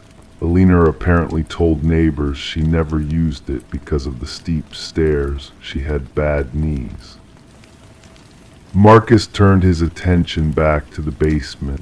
The rocking chair looked old but not ancient, perhaps from the 1970s. The rose petals formed a deliberate path from the chair to a small pile of ash in the corner. The lipstick writing was fresh. The waxy red letters still glistened under his flashlight. "What did the couple who found this say?" Marcus asked.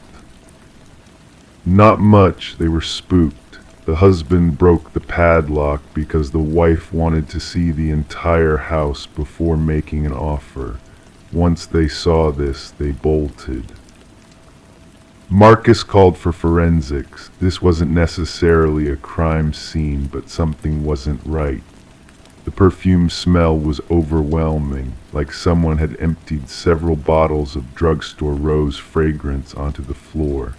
But there were no bottles, no containers, just the smell, the chair, the petals, the ash, and those words. Alina Harmon had lived a quiet life in Oak Ridge. Born in 1927, she had worked as a high school English teacher until retiring in 1987. She never married, had no children, and kept to herself. Neighbors described her as pleasant but private. She tended her garden, attended church on Sundays, and volunteered at the local library. Nothing remarkable, nothing suspicious. The nursing home staff had little to add. Alina had been suffering from dementia in her final years, sometimes lucid, sometimes lost in memories. She often spoke about someone named Rebecca, though no one by that name ever visited her. Staff assumed Rebecca was a childhood friend or perhaps a sister who had passed away. The investigation might have ended there, just a strange scenario in an empty house, if not for what forensics found in the ashes. Bone fragments, small but unmistakably human. The case took a turn when officers located Alina's only known friend, Martha Caldwell, now residing in a retirement community 2 towns over. Rebecca, Martha's eyes widened at the detective's question. Why, yes, Alina had a daughter named Rebecca. This contradicted everything they'd heard about Alina being childless. But that's impossible, Marcus said. There's no birth certificate, no school records, nothing to indicate Alina ever had a child. Martha's weathered hands trembled slightly as she reached for her tea. Well, that's because Rebecca wasn't her biological daughter. Alina took her in around 1975. The girl was maybe 16, 17. A runaway, I think. Alina never formally adopted her. She was too old for the system by then. Did you ever meet this Rebecca? Martha shook her head. Alina was private about her home life. She mentioned Rebecca occasionally, said she was troubled but had a good heart. Then, sometime in the late 70s, Alina told me Rebecca had moved away to California to pursue acting. Never heard about her again. And you never thought that was strange? Martha shrugged. Alina seemed relieved, to be honest. Said Rebecca was where she needed to be. I figured the girl had been difficult to handle, and Alina, being nearly 50 by then, was ready for some peace and quiet. Marcus pressed further. Did Alina ever mention the basement of her house? A look of confusion crossed Martha's face. Basement? Alina's house didn't have a basement. Her eyes narrowed with certainty. I visited her for tea at least twice a month for over 40 years. There was no basement in that house. Records from the county assessor's office confirmed that the original house plans from 1952 showed no basement. Yet there it was, a fully excavated space beneath the main floor, roughly 15 by 20 feet, with concrete walls and floor that appeared to have been added later, possibly in the early 1970s, according to the forensic architect consulted by the department. A search through yearbooks and local newspaper archives from the mid-1970s yielded no information about a teenager named Rebecca in connection with Alina or the local high school. It was as if the girl had never existed in Oak Ridge, except in Alina's stories and possibly in her basement. The bone fragments were sent to the state crime lab. The results came back showing they belonged to a female, aged approximately 16-18, who had died approximately 45-50 years ago. Cause of death could not be determined from the fragments alone. The case took another unexpected turn when forensics discovered something else. The concrete floor of the basement had been poured over an older dirt floor. Ground-penetrating radar revealed a rectangular disturbance in the soil beneath, approximately the size of a grave.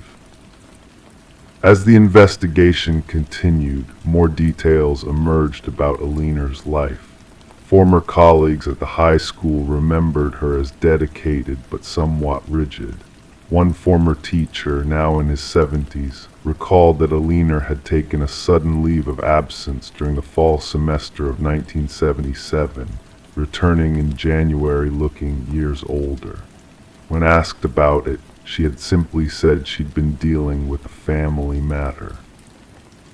The real estate records showed that Alina had taken out a substantial loan against her house in 1975, though there were no visible improvements to the property that would justify such an expense. However, the timing aligned perfectly with when the basement would have been constructed. Meanwhile, officers canvassed the neighborhood, speaking with elderly residents who might have lived there during the 1970s. Most had no recollection of a teenage girl living with Alina, but one neighbor, 88-year-old Walter Jenkins, provided a crucial detail. "I remember seeing a young girl at Alina's a few times in the summer of '75, he said, his mind surprisingly sharp for his age. Pretty thing, long dark hair. Alina introduced her as her niece visiting from out of state. But then I started hearing music from the house late at night, not Alina's kind of music, mind you, rock and roll stuff. Figured the girl was staying longer than a visit." "Did you ever see the girl leave or stop seeing her?" Marcus asked. Walter thought for a moment. "Can't say I specifically remember her leaving. That fall and winter were rough for me. My wife was sick and I wasn't paying much attention to the neighbors. By spring, I didn't see the girl anymore. Assumed she'd gone back wherever she came from." "Did Alina ever mention what happened to her?" "No, and I didn't ask. Alina changed after that winter, became more withdrawn.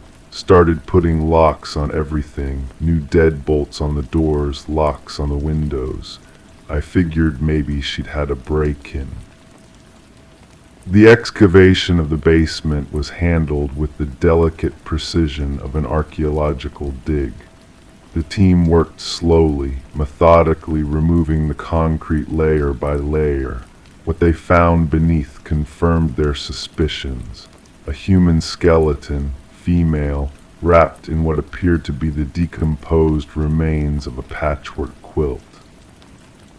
The skeleton was missing the smaller bones of the right hand, the same bones that matched the fragments found in the ash pile.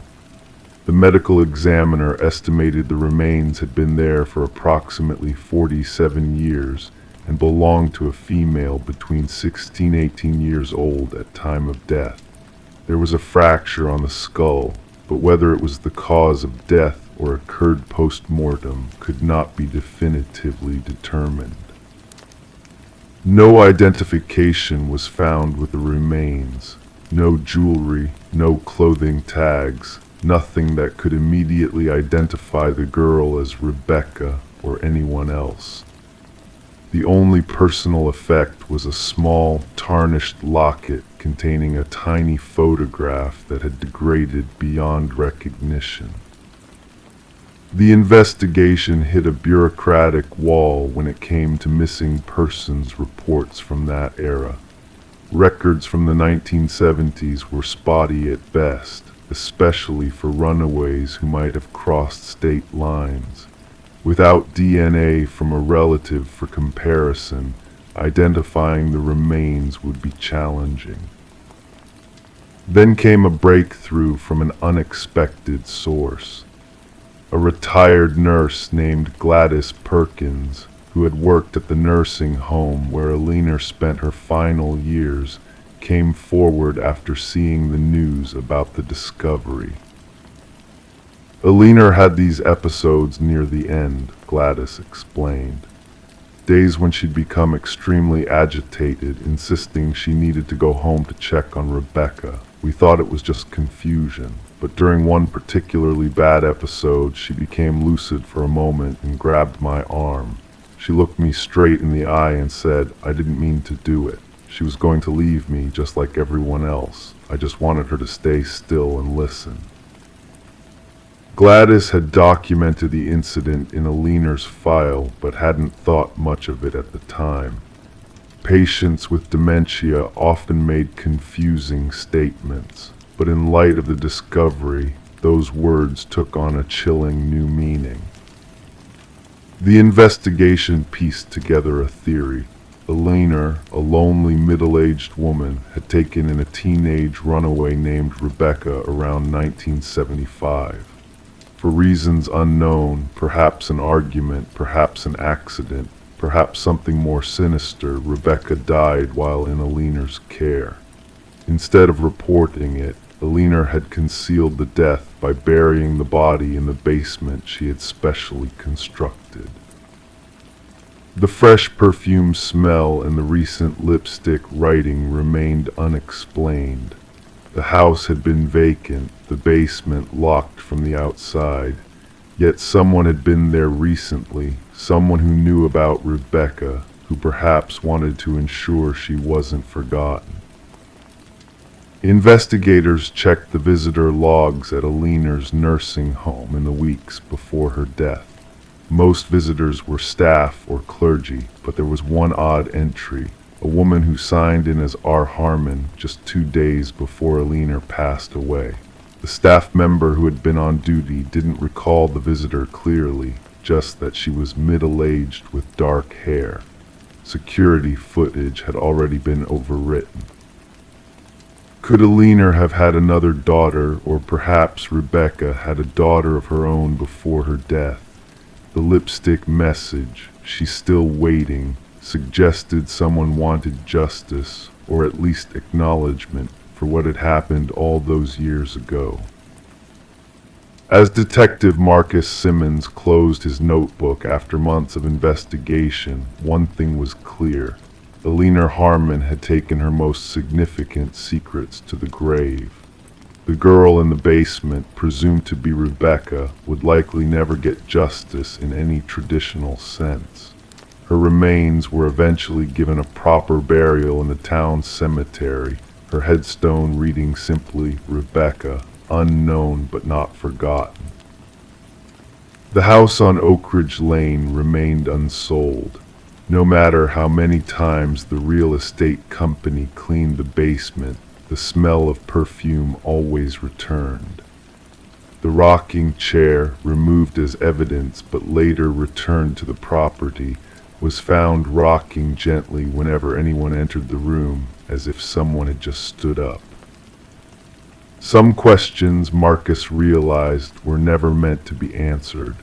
Some stories continued long after their principal characters were gone, and sometimes in the quiet spaces between facts and evidence, the truth remained elusive, hanging in the air like the lingering scent of cheap rose perfume. Crime 9 not on the surface behind it. The glass was flawless to the touch, but deep within the mirror, something had etched long, frantic lines from the inside out. And when they shined a light just right, words became visible in reverse. "Let me out."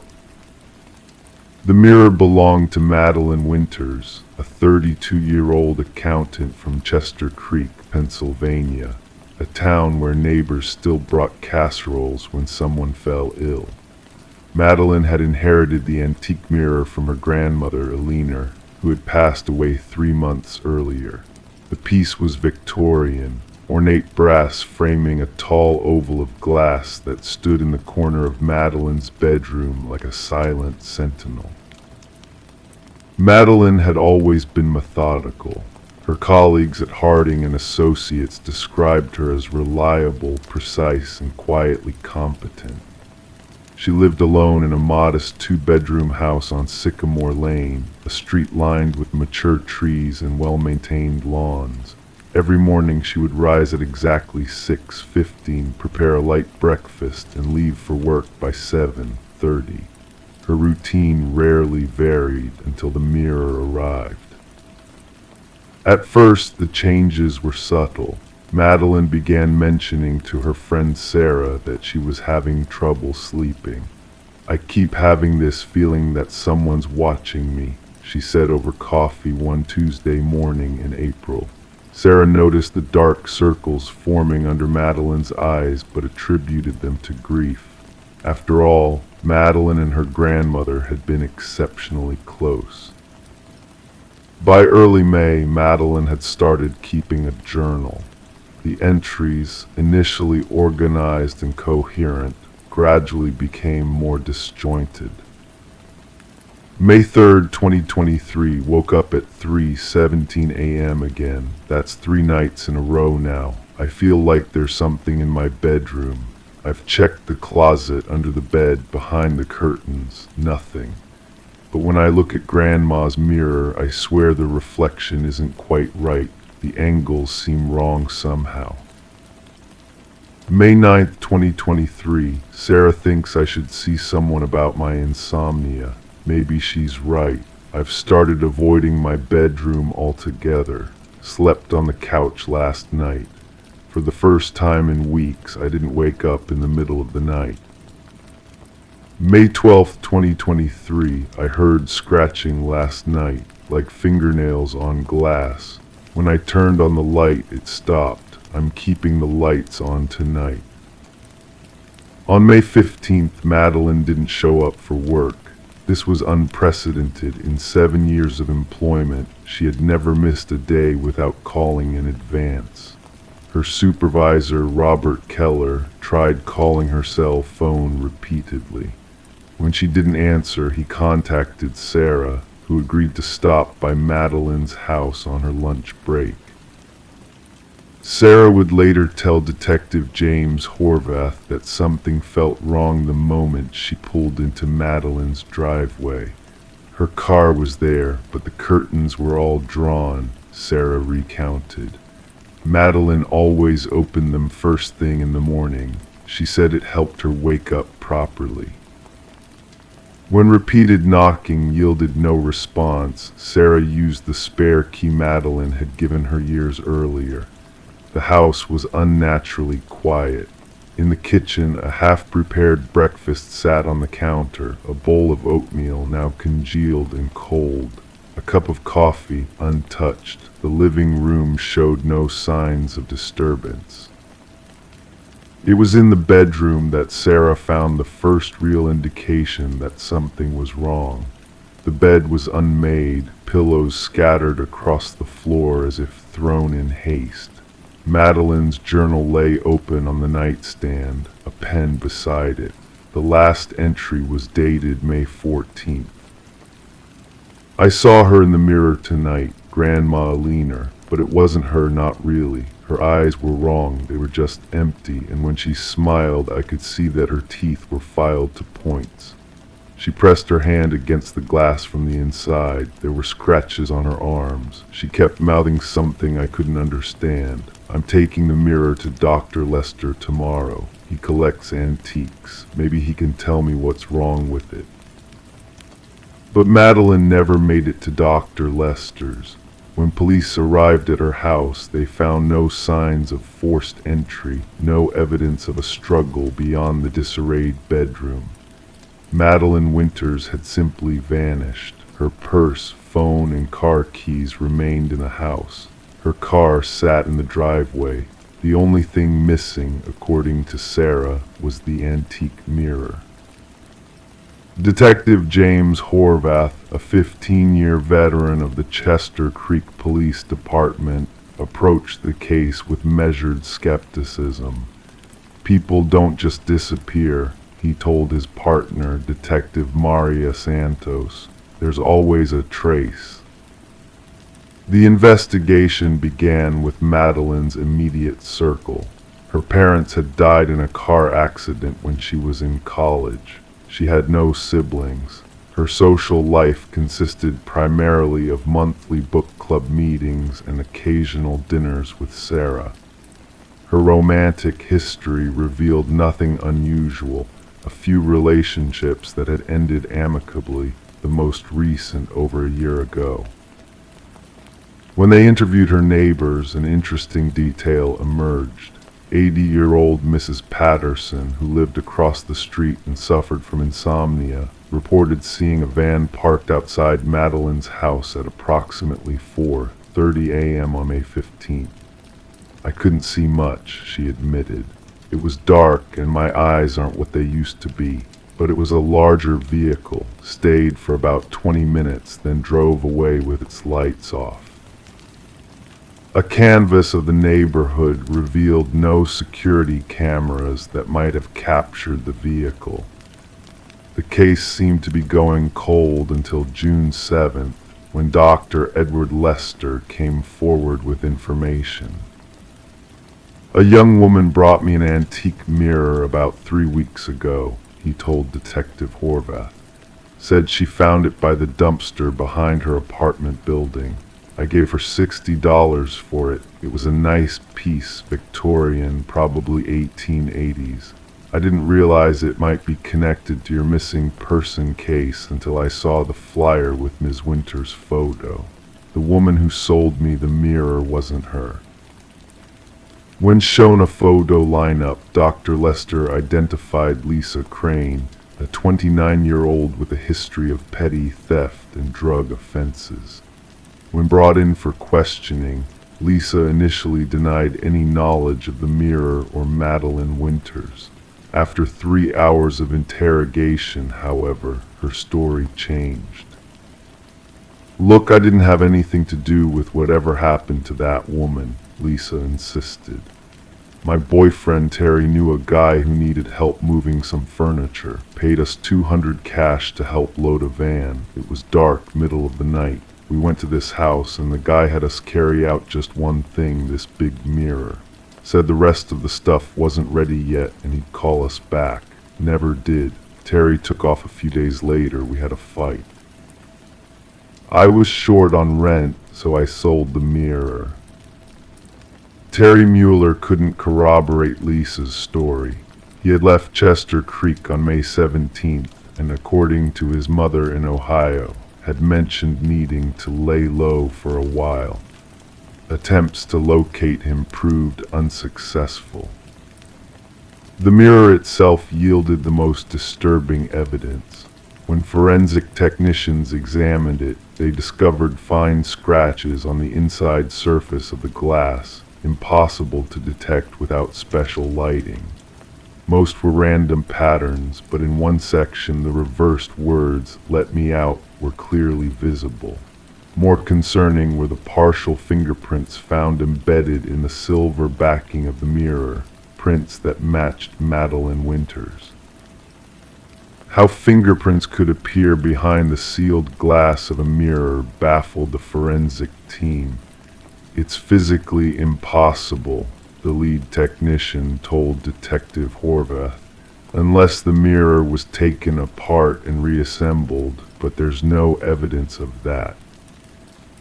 Even stranger was what they found when they removed the backing entirely.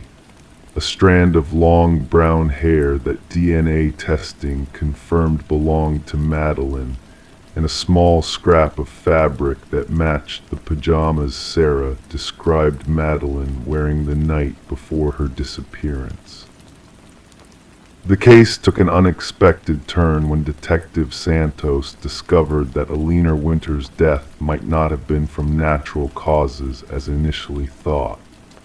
The 84-year-old woman had been found deceased in her bed, apparently from heart failure, but a review of her medical records showed no history of cardiac issues. More significantly, her journals, recovered from a storage unit Madeline had rented, contained entries similar to those in Madeline's journal. February 2nd, 2023, the mirror has been in my family for generations. My mother warned me never to sleep with it in my bedroom. I've always kept it in the hallway, but lately I've been drawn to it. Sometimes I think I see someone else looking back at me, not my reflection, but someone standing behind me. When I turn around, no one is there. February 10th, 2023, I'm having the dreams again. I'm trapped behind glass, watching the world but unable to reach it. I pound my fists against the cold surface until my hands bleed, but no one hears me. When I wake, my hands ache as if I've really been pounding on glass all night. The last entry was dated February 20th, 2023, 3 days before Elena was found dead. Something is coming through, the boundary is thinning. I should destroy it, but I can't bring myself to break the mirror. It's been in our family too long. Perhaps Madeline will understand what to do. I've left her instructions in the letter. No letter was ever found among Madeline's possessions. 1 year later, the disappearance of Madeline Winters remains unsolved. The mirror sits in an evidence locker at the Chester Creek Police Department. Occasionally, officers report hearing faint scratching sounds coming from the storage room, but investigations reveal nothing out of place. Detective Horvath, now approaching retirement, still visits the evidence room once a week. He stands before the covered mirror, never removing the cloth that conceals its surface, and whispers questions to which he doesn't expect answers. Sometimes, he later admits to his wife, he thinks he hears whispers in response, a woman's voice, desperate and faint, repeating the same words over and over. I'm still here. I'm still here. Sarah visits Madeline's house every month, maintaining it in her friend's absence. The bedroom remains exactly as it was, though Sarah refuses to enter it after dark. I keep hoping she'll come back, she tells anyone who asks. Sometimes, when I'm alone in the house, I swear I catch glimpses of her out of the corner of my eye, just for a second, like a reflection passing by. As for Terry Mueller, his driver's license was found 6 months after Madeline's disappearance in a pawn shop 3 states away. The shop owner remembered him clearly, a nervous young man who sold an antique hand mirror for well below its value. Kept looking over his shoulder, the owner recalled. Said he needed to get rid of it, said he saw things in it that couldn't be there. The hand mirror, when recovered, had the same ornate brass design as Madeline's full-length mirror, and etched on the inside of the glass, visible only under specific lighting, were 2 words, "Find me." Story 10. The aged apartment held secrets within its walls, pipes that murmured, floorboards that whispered tales of the past. However, the new tenant, Sarah, sensed a different presence lingering in the shadows of her top-floor sanctuary. It was the sound of footsteps, a rhythm too deliberate, too hauntingly steady to be dismissed as mere echoes. Each night, these phantom steps traced unseen paths above her, a ghostly dance across the ceiling in the hushed darkness. One evening, emboldened by a flicker of curiosity tinged with unease, Sarah tentatively tapped the ceiling with a broomstick, hoping to dispel the eerie cadence. The footsteps halted abruptly, swallowed by the heavy silence that followed. Then, in a chilling reply, a single knock resounded from within the very structure of the ceiling, a hollow whisper from hidden realms. Sarah, unwilling to confront the unsettling truth that lurked beyond her comprehension, chose silence over alarm. She convinced herself that it was merely the settling of the old building, or perhaps a curious creature seeking refuge in the attic's forgotten corners. Night after night, she sought solace in the blaring television, in the solace of headphones that drowned out the methodical footfalls that traversed the unseen passages above her. Detective Morris was drawn into the enigma of the apartment when a routine repair unearthed a clandestine world concealed within the building's walls. A maintenance worker, startled by a hidden crawlspace discovered behind a section of drywall outside Sarah's dwelling, stumbled upon a realm that defied the known dimensions of the structure. Within this secret enclave, illuminated by the stark beam of a flashlight, lay remnants of a clandestine existence, a makeshift living space adorned with discarded wrappers, empty bottles, and a tattered blanket, and a small, ominous notebook. The notebook, a chronicle of meticulous observations, detailed Sarah's every movement and habit with unsettling precision. From her daily routines to the minutiae of her life, the pages bore witness to an obsession that transcended reason. The handwriting, once tidy and composed, descended into chaos with cryptic symbols etched along the margins. "The subject resists my influence," the final entry lamented. "She dares to defy me. No one defies me." As forensics delved deeper into the hidden passages, they uncovered a labyrinthine network that intertwined with the building's very bones, a sinister web that spanned decades and connected disparate apartments. Yet it was Sarah's abode that served as the focal point, the epicenter of an unseen gaze that had haunted its residents for generations. Former tenants spoke in hushed tones of feeling watched, of inexplicable disturbances that had driven them from their homes in silent terror. One by one, their stories intertwined, weaving a tapestry of dread that led back to a single enigmatic figure, Edward, the quiet man who had dwelled in the shadows, unseen yet ever watchful. The revelation of microscopic blood spatter within the hidden recesses of the building provided a chilling link to Martin Weaver, a vanished soul whose fate had remained a mystery for years. As the pieces of the puzzle fell into place, a pattern emerged, a pattern of silent observers, of hidden passages, and of a malevolent presence that lingered in the spaces between walls. The manhunt for Edward, now known as Edward Mercer, unfolded like a dark symphony of secrets unveiled. His trail of deception led to a remote cabin, a twisted lair adorned with the remnants of lives observed and consumed.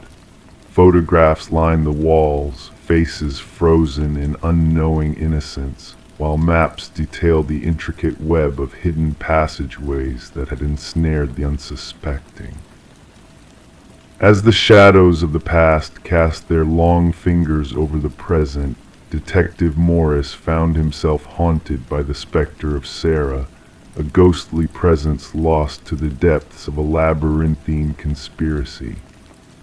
The echoes of her footsteps lingered in the empty spaces of his thoughts, a reminder of the darkness that dwelled just beyond the threshold of perception. And so, as night descended and silence reigned, Detective Morris found himself gazing up at the ceiling, listening for the phantom footsteps that echoed in the chambers of his mind. In the stillness of his own home, he pondered the unseen watchers, the hidden observers who lingered in the shadows, waiting for their next victim to unknowingly cross their path. Story 11. The ancient box lay buried beneath layers of forgotten memories in the attic of the old house, a relic of the past waiting to be discovered. Among the dusty Polaroids inside, snapshots of joyous occasions and family gatherings painted a picture of normalcy and innocence. Yet as she reached the final photo, a sense of unease crept over Rebecca. In that captured moment, within her own living room, sat a family she didn't recognize. And there, lurking in the shadows behind them, a man stood watching, a silent observer from the past. A chill ran down Rebecca's spine as she studied the eerie photograph, her fingers trembling ever so slightly. The family in the image, with their frozen smiles and carefree demeanor, seemed oblivious to the danger that loomed just out of sight. Carrying the unsettling photo downstairs, every creak of the wooden steps amplified the eerie silence that had enveloped the house since she had moved in. Placing the photo on the cold kitchen counter, Rebecca scrutinized it under the harsh glow of the fluorescent light. The familiarity of the surroundings, a familiar archway, distinct crown molding, and the sunlit bay window contrasted sharply with the unknown faces captured in the image.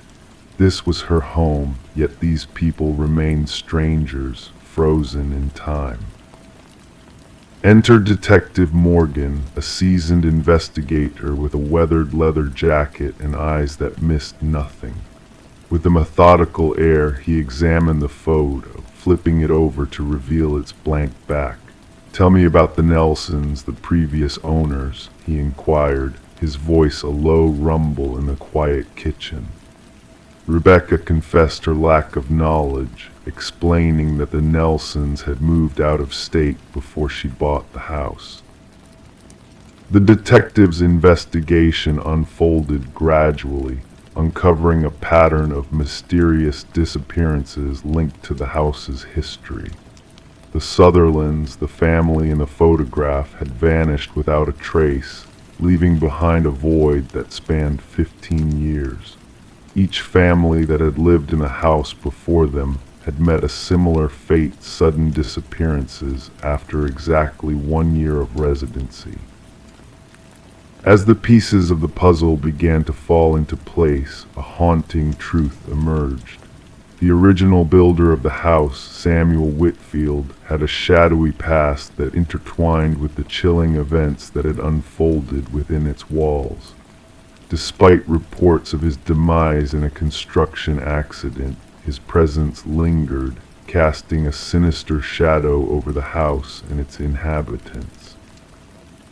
The investigation led to a grim discovery in the basement, a macabre graveyard of preserved bodies, each belonging to a family that had called the house their home.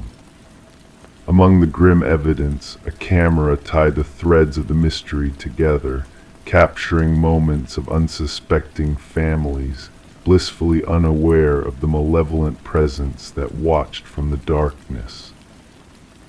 Rebecca, now a mere pawn in a sinister game, was forced to abandon her home under police protection. As she sought safety in a hotel room, a chilling phone call shattered the fragile peace of the night, signaling that the darkness that haunted the house had not yet released its grip on her life. To this day, the house stands as a silent witness to its dark past, its secrets shrouded in mystery. The elusive figure of Samuel Whitfield remains an enigma, his legacy haunting those who dare to seek the truth behind the photographs that captured more than just memories. And in the shadows of a new dawn, unseen eyes continue to watch, waiting for the next chapter in a story that transcends time and reality. Story 12. The apartment had sat in silence for months, a vacant space waiting to reveal its secrets to the new tenants who dared to step inside. Dust settled like a gentle blanket over forgotten corners, and the air held whispers of memories long faded. But there was one door that stood stubbornly closed, a mystery within a mystery, locked from the inside as if guarding something precious or something sinister. When the landlord finally summoned the courage to force the door open, the new tenants braced themselves for the expected sight of old coats or discarded belongings. However, what greeted them was far more chilling than they could have imagined. The walls of the closet were marred with deep, uneven scratches, as if clawed by desperate hands seeking escape from an unseen terror. And nestled in the corner, like a relic of a bygone era, lay an old flip phone, its screen still faintly aglow with a single unread message. Detective Morgan Shaw, a seasoned investigator with a keen eye for the shadows that lurked in the corners of human nature, felt a shiver dance down her spine as she surveyed the haunting scene before her. It was not the presence of blood or violence that unsettled her, but the silent testimony of those agonizing scratch marks a silent scream etched into the very fibers of the wood. "We need forensics here immediately," she said to her partner, Officer Reed, who was already capturing the haunting evidence with his camera. "And gather the records of the previous tenants. There is a story hidden within these walls, waiting to be told." The message on the forgotten phone simply whispered, "I know what you did." The landlord, a man whose nervous demeanor betrayed his unease, spoke of the previous tenant in hushed tones. A young woman, he said, quiet and unassuming, who had vanished without a trace, leaving behind unpaid rent and a mystery that lingered like a ghost in the empty rooms. Forensic analysis uncovered a chilling truth within those scratch marks, traces of blood, most belonging to a single individual identified as Emma Caldwell, a young woman reported missing months ago. But there were others, two sets of DNA intertwined in a macabre dance of secrets, one a mystery, the other belonging to a man long declared dead. As the pieces of the puzzle began to fall into place, a tale of interrupted lives and hidden truths emerged from the shadows of Emma's apartment. Her belongings spoke of a life abruptly halted, unanswered mail, a forgotten coffee mug, a neatly made bed that had not been slept in for far too long. The trail led to a new boyfriend mentioned in passing, a shadowy figure with a presence that loomed large in Emma's final days. Surveillance footage captured a man in a baseball cap, his features carefully shielded from view, entering her building on the fateful night she disappeared. And then a breakthrough partial fingerprints on the closet door, belonging to a man long believed to be dead. Derek Mercer, a name that sent a chill down Shaw's spine, a man with a past shrouded in violence and deception. As the investigation unfolded, a web of darkness unfurled, connecting Emma's fate to another missing woman, Lynette Porter, whose voice echoed from the depths of captivity, recounting a tale of fear and manipulation orchestrated by a man consumed by his twisted desires. Behind heavy doors in a remote property, Shaw and her team discovered Lynette alive but broken, a prisoner of Mercer's sickening fantasies. Journals filled with his warped obsessions, photographs of women who bore a striking resemblance to Emma and Lynette, and haunting video recordings that captured the moment of Emma's descent into darkness. "He thought he could silence us," Lynette whispered, her eyes haunted by the memories of captivity. "But we found our voices in the darkness he created." The manhunt for Derek Mercer spanned across boundaries, a pursuit driven by the urgent need to stop a predator who thrived on the suffering of his victims. When they finally cornered him, Mercer was a picture of calm detachment, his eyes holding secrets that sent a shiver through even the bravest of souls. During the trial that followed, a tale of deception and depravity unfolded, revealing the depths of Mercer's twisted mind and the lengths he had gone to in order to maintain his facade of innocence. But justice, like a steady hand in the darkness, prevailed, casting Mercer into the shadows of a prison cell where his illusions could no longer hold sway. As the judge pronounced a sentence of life without parole, Mercer's smile held a hint of something dark and knowing, a secret satisfaction that only he could comprehend. But it was Lynette's voice, clear and unwavering, that rang out in the courtroom, a beacon of light cutting through the shadows of fear and despair. "He locked us in darkness," she declared, her gaze unwavering, "but now we stand in the light." And so, as the case drew to a close, Detective Shaw held onto the memory of Emma's closet, a silent witness to the horrors that lingered in the spaces between the known and the unknown. It served as a reminder that sometimes the most chilling tales are not written in blood, but in the silent echoes of those who fought to survive in the face of unspeakable darkness. Story 13. Renovations always uncover the unexpected: old newspapers, broken trinkets, forgotten photographs. But when Sarah and Michael tore up the floorboards of their newly acquired Victorian-era home, they stumbled upon a hidden letter carefully tucked beneath the wood. The paper, fragile with age, bore a faded message: "Don't trust the one who knocked." Before they could process this cryptic warning, 3 sharp knocks reverberated through the silent house, sending shivers down their spines. The couple had been drawn to the charm and history of the estate auction property, unaware of the chilling secrets it held. Detective Alina Reed, with her seasoned partner, delved into the mystery, the exposed floorboards revealing a dark void below.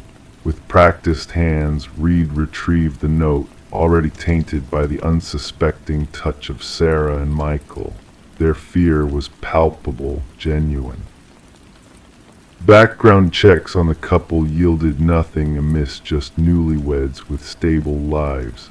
However, the house bore a complex past. Once owned by the Hargrove family, it had stood vacant since the passing of the last resident, Margaret Hargrove, an elderly widow. Despite her unassuming life and peaceful passing, something sinister lingered in the air. Forensic analysis dated the note back 2 decades, its frantic handwriting hinting at fear and urgency. Franklin, Margaret's late husband, had been a respected figure in the community, a teacher known for his woodworking skills, but darkness lurked beneath the surface. A former student recalled Franklin's descent into paranoia, fueled by a mysterious watcher. The truth unraveled when Reed interviewed Margaret's frail sister, revealing a haunting tale of debt and terror. Franklin's unpaid gambling debts had attracted the attention of a menacing figure known as the Collector, whose 3 ominous knocks had plagued Margaret's final days. Desperate to settle the debts, Franklin's actions spiraled into tragedy, culminating in a hidden grave beneath the house. Forensic excavation exposed the remains of the long-missing loan shark, Victor Mercer, confirming a sordid tale of greed and violence. Margaret's diaries, unearthed from the attic, painted a portrait of a tormented soul haunted by the echoes of those fateful knocks. Justice, belated yet resolute, was finally served. Sarah and Michael, unable to bear the weight of the house's dark legacy, sold the property, leaving it abandoned and silent. Local whispers speak of ghostly echoes in the night, three distinct knocks that pierce the stillness. Whether it's the groans of aging timber or something more sinister, no one can say for certain. As Detective Reed concluded her investigation, she reflected on the enigmatic nature of unsolved mysteries. Some secrets, she mused, are destined to remain shrouded, their truths buried within the echoes of the past. The note, a haunting relic of bygone terror, serves as a chilling reminder. Don't trust the one who knocked. Margaret's final warning lingers, a testament to the enduring enigma of human nature and the shadows it casts. Story 14, The Forgotten Doll. In the dim light of the attic, beneath a worn blanket, they discovered it. A porcelain doll, its delicate features frozen in time, with wide, unblinking blue eyes. Sarah and Michael, a young couple who had recently purchased the old Victorian house, chuckled at the sight of the forgotten antique. Little did they know, that night would mark the beginning of a mysterious journey. As they settled into bed, a strange heaviness hung in the air, and the silence seemed to stretch endlessly. Morning came, and the doll was no longer in the attic. It now sat ominously at the foot of their bed, a silent observer of their every move. The house they had been so enchanted by at auction held a hidden past, shrouded in whispers of tragedy and unexplained occurrences. Detective Rachel Winters was called to the scene on a crisp autumn morning, where she found a chilling tableau. The female victim lay in the master bedroom, her body contorted in an unnatural pose, eyes wide with fear. Nearby, the male victim seemed to have been fleeing in a desperate attempt to escape an unseen threat. The meticulous crime scene offered no easy answers. Detective Winters noted the deliberate positioning of the victims, comparing the scene to a doll meticulously arranged in a display case. As the investigation unfolded, eerie details emerged, painting a picture of a haunting presence within the house. Neighbors shared unsettling accounts of shadows moving in empty rooms and ghostly laughter echoing in the dead of night. Forensic analysis uncovered traces of antique doll materials throughout the house, as if an unseen force had woven a sinister thread connecting the past to the present. Delving into the property's history revealed a chilling pattern of previous owners meeting mysterious ends, each linked to the attic space where the doll had been found. The discovery of old photographs hinted at a dark secret the doll maker who once resided in the house, his final creation bearing an uncanny resemblance to the haunting doll that now held sway over Sarah and Michael's lives. As Detective Winters pursued leads that defied logic, a distant relative of the doll maker shared tales of arcane practices and whispered rituals that bound spirits to inanimate objects. The line between reality and nightmare blurred as the investigation spiraled into the realm of the supernatural. Despite her dogged efforts, the case remained unsolved, its conclusion eluding even the most seasoned investigators. The doll, a silent witness to the unfolding tragedy, vanished without a trace, leaving behind a trail of unanswered questions and lingering unease. The house passed into new hands, its dark history a cautionary tale whispered among those who dared to tread its halls. Detective Winters, haunted by the unsolved mystery, retired from a career marked by the inexplicable and the unknowable. And so the tale of the forgotten doll faded into the mists of time, a spectral presence that lingered in the shadows of memory, waiting to be awakened on quiet nights by the soft laughter of a child, echoing through the empty rooms of the old Victorian house. Story 15. In the heart of the city, there stood a quaint little coffee shop that had become a sanctuary for a mysterious man known only as John Doe. Every day he followed the same routine, same table, same order, same enigmatic presence. The barista recognized his face, but his identity remained a puzzle to everyone else. Then one fateful day, John Doe failed to appear. When concerned authorities investigated his usual spot, they stumbled upon a forgotten wallet left behind. Inside, a driver's license bore a face but no name, no address, just an eerie blank space where his identity should have been. Delving further into the mystery, they reviewed the security footage, hoping for answers. Detective Sarah Mercer, a woman of keen intuition, studied the recordings with a furrowed brow. The figure known as John Doe seemed ordinary as he entered the coffee shop, clad in a navy coat and carrying a weathered leather bag. Yet his vanishing act defied all logic. "Play it again," Mercer requested, her voice barely above a whisper. The footage replayed the sequence of events: John's arrival during the bustling morning hours, his solitary demeanor at the secluded corner table, his sudden disappearance after a trip to the restroom corridor, but there was no trace of him leaving through any exit. Desperate for clues, Mercer demanded a closer examination of the bathroom footage. The revelation was chilling. John Doe had never set foot inside.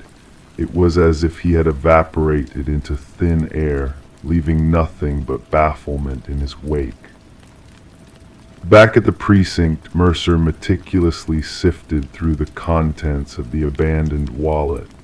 Blank spaces replaced personal details, credit cards linked to non-existent accounts, and a lone business card whispered of an enigmatic phone number. A call to the number yielded only silence, punctuated by the rustle of unseen pages. The barista's recollections painted a portrait of a solitary man, a silent observer, a soft-spoken enigma. His notebook, filled with cryptic symbols and sketches of unfamiliar architecture, stumped even the most seasoned codebreakers. Mercer's search for answers led her to a peculiar discovery hidden in plain sight. Each morning, a flicker in the timestamp coincided with John's entrance, a subtle anomaly overlooked by many. Returning to the coffee shop, Mercer scrutinized the surroundings, her gaze drawn to an ancient mirror hanging between the entrance and the restroom hallway. Symbols etched on its frame mirrored those in John's notebook. Questioning the shop owner unearthed a long-forgotten truth. The mirror, untouched for decades, concealed a secret compartment. Inside lay a trove of identical wallets, a journal chronicling decades of mysterious experiments, and a chilling final entry hinting at imminent closure.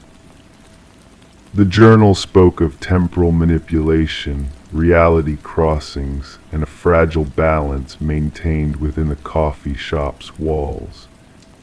As Mercer unraveled the threads of John Doe's existence, peculiar incidents unfurled around the shop, a dance of reflections, phantom sightings, and whispers of the impossible. An unexpected revelation came in the form of Margaret Keller, a former physicist with ties to John Doe's past. She unveiled the truth behind the man who defied reality: Daniel Weston, a brilliant mind lost to the confines of quantum mirrors and parallel dimensions. Returning to the coffee shop, Mercer uncovered the unsettling connection between Weston's experiments and the shop's very foundation. The building stood atop the remnants of Weston's vanished laboratory, a nexus of realities where the boundaries grew thin. In the shadows of a late-night review, Mercer caught a glimpse of the impossible, a fractured reality where two versions of Daniel Weston coexisted, separated by a fragile veil. Rushing to the coffee shop, she found the mirror shattered, a final warning etched in the shards. As the case of the man who didn't exist remained shrouded in mystery, the coffee shop's doors closed, and the truth slipped through the cracks of memory.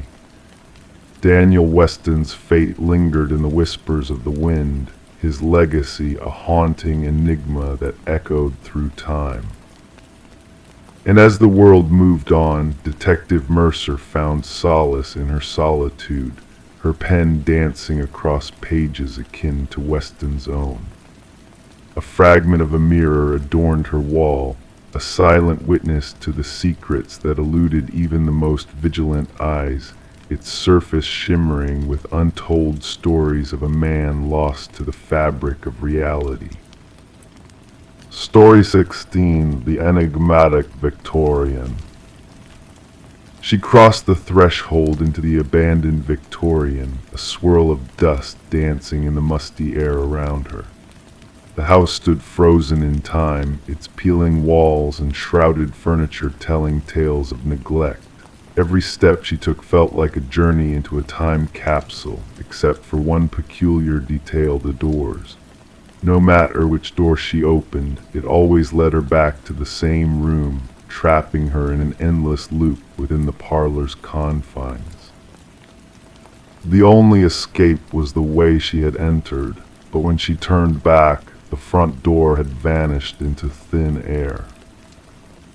The discovery of Morgan Pierce's lifeless body turned the once forgotten Victorian into a scene of mystery and intrigue. Detective Sarah Lind stood at the threshold, observing forensic experts moving silently through the dimly lit interior like spectral whispers. The house had gained a reputation among locals for its unsettling nature, where compasses spun wildly and visitors felt an eerie presence watching them.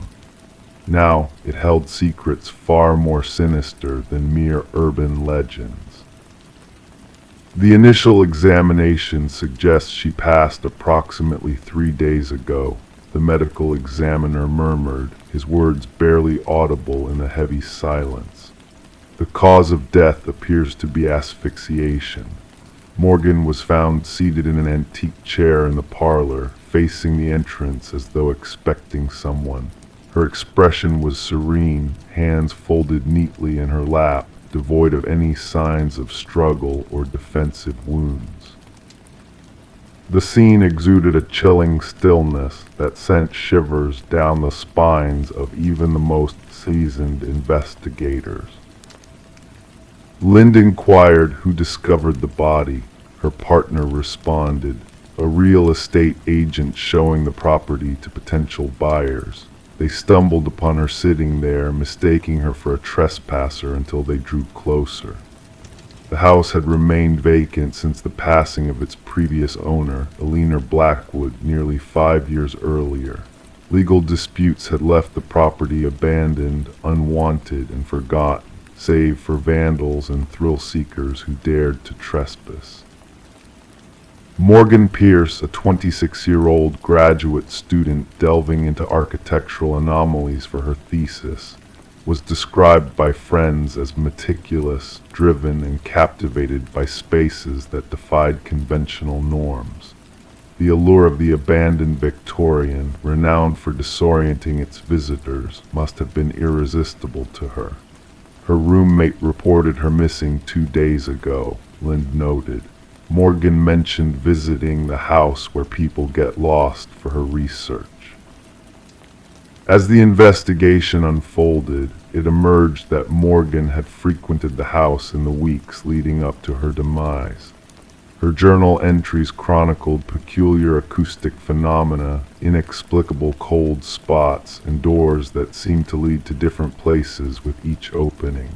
In her final entry, she expressed her intent to document what she termed spatial inconsistencies, yet the specialized equipment she had mentioned was nowhere to be found. During the autopsy, an unexpected revelation surfaced. Trace amounts of a rare alkaloid were detected in Morgan's system, derived from a plant used in shamanic rituals. While the substance could induce disorientation and hallucinations, the quantity found was not lethal. She wasn't into recreational drugs, her boyfriend insisted. Morgan was meticulous in her research practices. She wouldn't have jeopardized her perception intentionally. Deleted messages on Morgan's phone, recovered through digital forensics, unveiled conversations with an individual who shared her fascination with the house, someone claiming to grasp its enigmatic essence. The exchanges grew progressively intimate and enigmatic. The house retains its memories, one message alluded. It longs for someone to comprehend. The investigation led Lind and her team to Adam Reeves, an architectural historian who had corresponded with Morgan. His expertise in rare spatial phenomena had captivated her, and their professional connection had evolved into a more personal bond. When questioned, Reeves appeared genuinely devastated by Morgan's passing. "The house carries a reputation," he explained. Its original architect employed optical illusions and deceptive perspectives to bewilder and disorient. Morgan believed there was a deeper layer to it, something transcending mere design tricks. However, Reeves had a solid alibi for the estimated time of Morgan's demise. Surveillance footage depicted him delivering a lecture at a university symposium several hours away.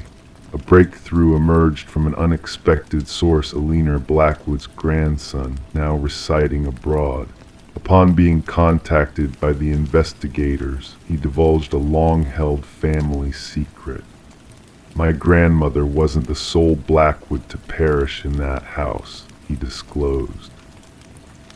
Others met their end there, always discovered in the parlor, appearing serene. The family termed it the claiming. He provided the investigators with journals spanning generations, chronicling deaths initially attributed to heart failure or strokes. The recurring pattern was unmistakable: individuals spending extended periods in the house eventually succumbed to what the family euphemistically labeled the influence. A subsequent search of the property unveiled a concealed compartment behind the parlor's fireplace. Within it lay Morgan's missing equipment and a startling discovery. An alcove held artifacts from various indigenous cultures, arranged meticulously in a geometric pattern. At the center rested a weathered figurine, its features smoothed by generations of handling. Analysis identified the figurine as symbolizing a deity associated with liminal spaces, thresholds between realms. Residues on the artifacts matched the alkaloid found in Morgan's system. The case took a chilling turn when the dust patterns within the house hinted at another presence during Morgan's passing. Partial fingerprints, distinct from Morgan's or any known visitors, were recovered from doorknobs throughout the dwelling. 3 weeks into the inquiry, Adam Reeves was found deceased in his dwelling. Mirroring Morgan's fate, he was seated facing the entrance, a tranquil expression masking the presence of the same alkaloid in his system. Clutched in his hand was a key that unlocked no door in his abode, but fitted seamlessly into the hidden compartment within the Victorian. In his final correspondence, sent to himself as a testament, Reeves inscribed, The house doesn't ensnare you physically, it captivates your perception. Morgan was correct, the doors lead where they always have, but something tricks you into believing you're retracing your steps. Once you grasp the verity, departure is within reach, yet by then the desire to leave has dissipated.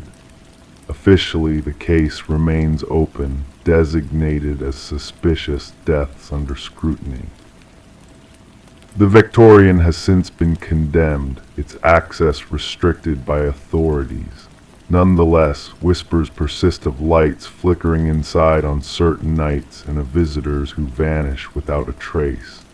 Some locals maintain that the house claims those who delve too deeply into its mysteries.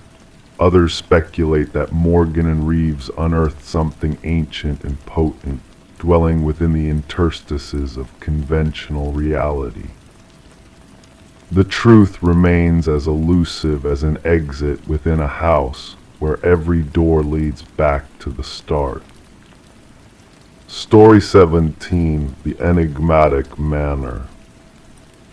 The new proprietors found it peculiar the crackling of the old intercom system in the dead of night, a relic of a bygone era refurbished but left to gather dust in obscurity.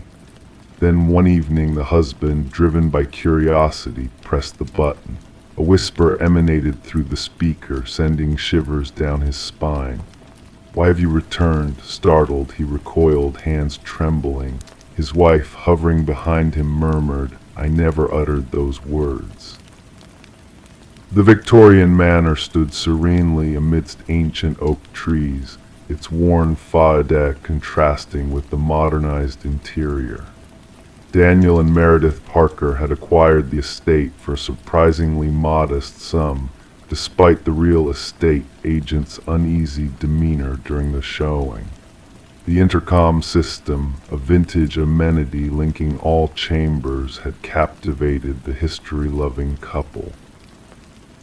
Detective Sarah Reeves arrived at the property, gravel crunching under her unmarked vehicle's tires.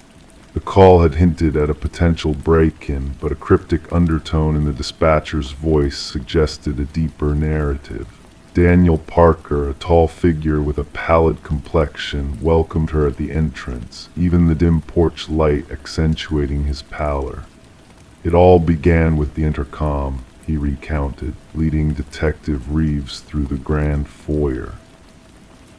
Initially static, then whispers, then coherent sentences. My wife thought I was hallucinating until she heard it herself. In the living room, Meredith sat stiffly on an antique sofa, hands clenching a steaming cup left untouched. "We unearthed something hidden behind the wall," she divulged abruptly. Daniel aimed to expand the kitchen pantry, and when he dismantled the drywall, her voice wavered. Concealed behind the wall, enveloped in decaying plastic, lay a small leather-bound journal. Detective Reeves donned gloves before delicately unfurling its brittle pages. The script, eloquent yet frenzied, belonged to a woman named Elena, the apparent former resident. Her entries chronicled a creeping suspicion that her husband, Vincent, harbored malevolent intentions towards her. "Last entry dates back 30 years, Daniel elaborated. "After that, silence. The previous owners mentioned purchasing it from an elderly gentleman who relocated to a retirement community. Further investigation unveiled that Vincent and Elena Blackwood had indeed owned the house. Records indicated Vincent sold the property shortly after Elena allegedly departed. No divorce proceedings, no change of address, no financial activities under Elena's name post the final journal entry." Detective Reeves marshaled a team to meticulously scour the property. Ground-penetrating radar disclosed anomalies beneath the garden shed's concrete foundation. As investigators breached the decades-old concrete, the truth materialized in the form of human remains. Forensic analysis identified the skeleton as a woman in her 40s, displaying signs of cranial trauma. A gold wedding band discovered among the remains bore an inscription, "To Alina, my eternal love." The case against Vincent Blackwood swiftly coalesced. Despite his advanced age and residence in a care facility, his comprehension remained sharp when confronted with the damning evidence. His response, delivered with an unsettling calm, sent chills down the detective's spine. "She wouldn't cease her prattling," Vincent intoned. "Endless chatter through that infernal intercom, incessantly checking on me, interrogating me. I disconnected it, yet she reconnected it herself, claiming she needed to reach me always, regardless of my location in the house." He gazed up, eyes vacant. I craved solitude. Throughout his confession, Vincent unveiled the elaborate fabrication of Alina abandoning him, even dispatching fabricated postcards to neighbors from various locales, inscribed in forged penmanship. He had resided in the house for years thereafter, treading daily over the concrete concealing his wife's remains. The trial concluded swiftly, with Vincent pleading guilty to the heinous crime. The presiding judge underscored the premeditated nature of the offense and the decades of deceit that ensued. Daniel and Meredith eventually sold the house, unable to endure its grim past. Before departing, they held a commemorative ceremony for Alina in the now restored garden. The intercom system was dismantled during renovations by the subsequent owners. Workers reported static and murmurs during the removal, attributing them to interference from their tools. Detective Reeves revisited the Blackwood case file once more before its archival. As she sealed the manila folder, she pondered how the house seemed to transcend time to unveil its enigma. Justice finally caught up with Vincent Blackwood thanks to Alina's method of making her voice heard. The local law enforcement dubbed the case the house that echoed back. Occasionally, Detective Reeves would pass by the property on her way home. She never halted, yet she would decelerate, window slightly ajar, listening for whispers borne on the breeze. Story 18, The Realtor's Secret. The listing from the realtor made no mention of a basement. The blueprints, meticulously examined, revealed no trace of it. Yet hidden beneath the old carpet in the living room of the Mercer family's new suburban home, a door waited in silence. Its handle, heavy and rusted, resisted as 3 sets of hands worked together to pry it open. A rush of stale air greeted them, carrying with it the earthy scent of dampness. The steps leading down into darkness beckoned, promising secrets long buried. Expecting a storage space, the family instead found a solitary chair beneath a swaying light bulb, casting eerie shadows across the room. And on the wall behind the chair, a chilling display awaited them, a row of photographs depicting moments from their own lives, captured surreptitiously. The arrival of Detective Sarah Connors at the property signaled the beginning of a haunting investigation. The crime scene unit had already cordoned off the area, yellow tape billowing in the wind like a warning. Mrs. Mercer's voice had trembled over the phone as she recounted the discovery below their home, a discovery that shattered their sense of security. Connors, with a sense of purpose in her movements, directed the forensic team to document every detail of the hidden basement. Flash after flash of the camera illuminated the small space, revealing its concrete walls and the bolted chair at its center. But it was the wall of photographs that held the key to the mystery, each image a meticulous chronicle of the Mercer family's every move. As the investigation unfolded, a disturbing pattern emerged. previous owners of the house, their fingerprints lingering in the shadows, seemed to have a presence in the basement as well. The house's history, shrouded in darkness, revealed a series of unsettling events that had gone unnoticed by each passing family. Interviews with former owners and a deep dive into the property's records unveiled a web of deception and manipulation. Blueprints altered, permits withdrawn, and inspection reports redacted all pointed to a hidden truth lurking within the walls of the house. The breakthrough came when a contractor, involved in the house's renovation years earlier, denied the existence of the basement they had uncovered. His denial sent a chill down the investigators' spines, hinting at a malevolent force at play. Digital forensics uncovered a treasure trove of surveillance materials, hidden cameras, audio recordings, and a journal filled with unsettling observations. The journal's author, Edward Kelvin, the house's original builder, had seemingly vanished into obscurity, leaving behind a legacy of voyeurism and obsession. The final revelation came when Kelvin himself was discovered, a ghostly figure hidden within the house's very structure. His delusions painted a picture of ownership and control over the families who had unknowingly inhabited his domain.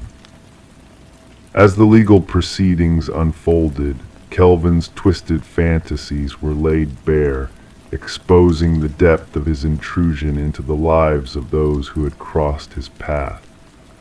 The house, once a sanctuary, now stood as a monument to his dark legacy, a legacy that would haunt the memories of its former inhabitants for years to come. The demolition of the property marked the end of a chapter, but for those who had called it home, the scars of Kelvin's voyeurism ran deep.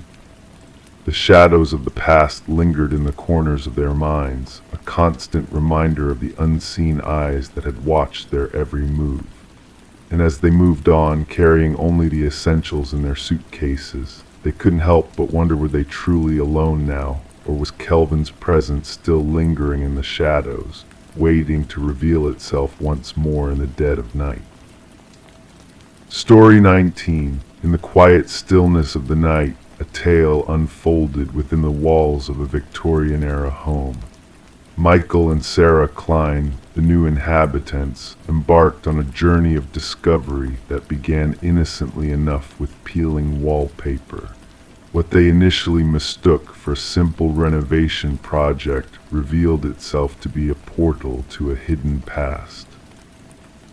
Layer by layer, as the wallpaper gave way, a haunting narrative emerged. Inked in a frenzy of repetition, a name echoed throughout the room: Eleanor Winters. The name, unfamiliar yet compelling, beckoned them into a mystery shrouded in obscurity. As the couple delved deeper, their peaceful abode transformed into a realm of enigma and intrigue. The name, Eleanor Winters, etched into the walls, defied explanation and led them down a path of unexpected revelations. With each layer they peeled back, the walls whispered a story of a woman lost to time, an echo of a past that refused to be forgotten. The name, a constant presence, cast a shadow of unease over the once familiar rooms. In their quest for answers, Michael and Sarah uncovered a link between the enigmatic Eleanor Winters and the enigmatic Margaret Cavendish, the previous owner of the house. A missing persons case from decades past intertwined their fates in a web of mystery and deceit. The walls, once silent witnesses to the passage of time, now bore the weight of a dark secret. Eleanor's disappearance, unsolved and haunting, echoed through the corridors of the old house, demanding to be heard. As the investigation deepened, the boundaries between past and present blurred. The lines of reality became tangled, revealing a truth more chilling than they could have imagined. Through hidden spaces and forgotten corners, the truth unraveled like a thread, connecting the disparate pieces of a puzzle long forgotten. Alina Winters, Rebecca Eldridge, Margaret Cavendish, the names intertwined in a dance of identities and deception. In the stillness of the night, as shadows danced across the walls, the house whispered its secrets to those who dared to listen. The truth, buried beneath layers of time and memory, emerged like a specter from the past, demanding justice. And as dawn broke over the horizon, casting its golden light upon the worn façade of the Victorian-era home, the mystery of Alina Winters and Rebecca Eldridge finally found closure. The walls, once silent witnesses to a tragedy long forgotten, now stood as a testament to the enduring power of truth and redemption. In the hush of the morning, as the world awakened to a new day, the house stood silent, its secrets laid bare for all to see. And in that moment of quiet reflection, Michael and Sarah knew that they had been part of something greater than themselves, a tale of mystery, intrigue, and ultimately of redemption. Story 20. The tale unfolds in the quiet stillness of a closing costume shop, where shadows dance upon shelves laden with forgotten treasures. Among the relics of a bygone era, a woman's gaze falls upon a mask, nestled in a corner, its features both delicate and disquietingly lifelike. Dust motes swirl as she lifts it, feeling a strange pull in its unsettling beauty.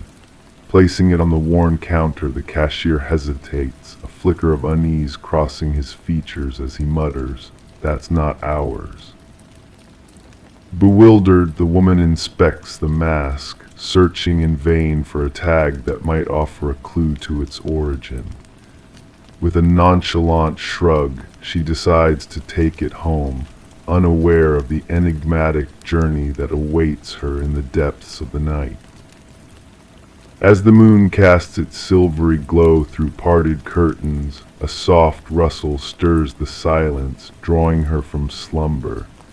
A whisper of fabric shifting, a presence unseen. Her heart quickens as she searches the room, only to find the mask perched upon her nightstand, its gaze fixed upon her like a silent sentinel. In the light of dawn, a neighbor's footsteps echo through the quietude, drawn by a sense of unease that lingers in the air. The door stands ajar, inviting the morning light to spill into the shadows of the somber abode.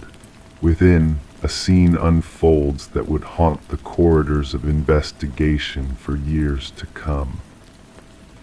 Catherine Reed, once a soul adrift in the realm of art appraisal, now lies motionless upon the cold embrace of her bedroom floor. The mask, a phantom in its own right, has vanished into the ether, leaving behind only questions shrouded in mystery. Detective Morgan arrives, her presence a beacon of logic in a sea of uncertainty. With measured steps, she navigates the scene, a symphony of shutter clicks accompanying her silent contemplation. Details whisper their secrets to her keen gaze: a jar drawer, lipstick-stained glass, a life extinguished in the stillness of the night. The medical examiner's somber assessment offers no solace, for the cause of Catherine's demise remains veiled in shadows. No visible wounds, no signs of struggle, only the echo of terror etched upon her frozen visage, a silent scream in the void of the unknown. As the investigation unfurls its tendrils, a tapestry of intrigue woven from threads of the past begins to take shape. Security footage unveils a cryptic dance within the costume shop where the enigmatic mask first whispered its siren song to fate. The owner's words, laden with unspoken truths, hint at a darker tapestry woven by hands long turned to dust. Items acquired from the estate of a collector, a life eclipsed by sinister circumstances, each piece a fragment of a puzzle lost to time. Forensics, diligent in their pursuit of truth, uncover a cryptic trail, microscopic fibers entwined with Catherine's fading grasp, a testament to a struggle unseen. Human hair and an elusive organic substance intertwine, a riddle begging to be solved. Across the annals of history, shadows dance to a macabre tune, each victim a note in a symphony of fear orchestrated by an unseen maestro. Masks, vessels of ancient power, wielders of terror beyond mortal ken, claim their due in the dead of night. A retired detective, haunted by the specters of the past, offers a key to unlock the mysteries that bind the present to an age-old curse. Ancient symbols, a scholar's warning, a ritual of soul transference woven into the fabric of time. In the depths of Catherine's dwelling, a journal whispers secrets long kept hidden, a chronicle of fear and a descent into madness. The mask's malevolent sentience, its hunger for souls, laid bare in frantic strokes upon weathered pages. The detective, a guardian of truth in a world adrift in shadows, pieces together the fragments of a puzzle too sinister to ignore. Cardiac arrest, a heart stilled by terror, unimaginable, the final verse in a tragic symphony conducted by unseen hands. Surveillance footage unveils a chilling truth, a figure cloaked in darkness, wearing Catherine's visage like a macabre masquerade. A mimicry of life, a puppet of the mask's insidious design, moving with a semblance of humanity, yet devoid of soul. The hunt for the missing mask spans oceans and time, a specter lurking in the periphery of existence, waiting to claim its next unwitting host. Reports of its reappearance send shivers through the investigative ranks, a reminder of a darkness that knows no bounds. The detective, keeper of Catherine's truth, guards her journal as a relic of the past, a testament to a reality too twisted for the light of day. In the quiet of night, she feels the mask's unseen gaze upon her, a chill that lingers in the shadows of her thoughts. Locks secured, windows barred, she drifts into uneasy slumber, knowing that somewhere out there, the mask waits in patient silence. A harbinger of fear, a vessel of ancient malice, biding its time until it finds a new bearer, a new victim in the endless dance of death and despair. And so, the mask remains a phantom in the tapestry of existence, a specter of horror that defies explanation, a reminder that some mysteries are best left undisturbed, lest they awaken a darkness that hungers for the light of the living. Story 21. The worn-down hotel sat silent, its faded exterior hinting at stories untold. Guests came and went, drawn by the allure of a cheap night's stay. The clerk, a man of few words, handed her the key with a gaze that lingered longer than necessary. Just avoid the last door on the left, his voice barely above a whisper. Intrigue danced in her mind as she accepted the key. That night, with the hallway shrouded in shadows, she found herself standing before the forbidden door. The brass handle felt like ice under her touch, sending a shiver down her spine. To the naked eye, the door was unremarkable, blending in with its neighbors. but when she pressed her ear against it, a soft, rhythmic breath brushed against her senses, sending a chill through her bones. Detective Morgan Reed's eyes fluttered open, adjusting to the harsh crime scene lights as she entered the room marked by yellow tape. The metallic tang of blood greeted her, a scent that spoke of tragedy. The room, a canvas of contradictions, held the remnants of a life interrupted. A young woman lay motionless on the floor, her golden locks splayed around her like a tragic halo. Her vacant gaze met Reed's, freezing her in a moment of eternal shock. Careful not to disturb the scene, Reed knelt beside the victim, absorbing the gravity of the situation. "The third one," remarked the technician, his tone devoid of emotion as he captured the scene with his camera. "Same as before." Nodded, her mind racing with unanswered questions. The victim's attire clashed with the motel's decrepit surroundings, a puzzle waiting to be solved. The hotel manager lingered nearby, his features etched with fear and disbelief. "She checked in alone, paid in cash," he stammered, his voice trailing off. "I never expected." Reed absorbed the manager's words, piecing together the fragments of a tragic tale. No signs of struggle, no defensive wounds. The victim had let her guard down, a fatal mistake. Back at the station, Reed delved into the case, each photo on the board a piece of a macabre puzzle. 3 women linked by tragedy, their lives cut short in lonely motel rooms. The media buzzed with speculation, painting a portrait of a predator lurking in the shadows. "Autopsies in," announced Detective Hayes, breaking the silence. "Death by strangulation, no signs of sexual assault." Reed's brow furrowed, sensing a personal vendetta at play. Days turned into nights as the investigation deepened, revealing layers of deceit and betrayal. Surveillance footage yielded no clues, leaving more questions than answers. Elaine Werner, the victim, a woman of precision and caution, seemed an unlikely target for such a fate. A breakthrough came when Werner's sister shared a cryptic detail, a man known only as C, a figure from Werner's workplace.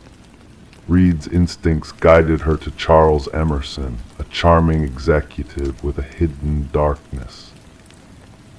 Emerson's alibi crumbled under Reed's scrutiny, his facade slipping with each probing question.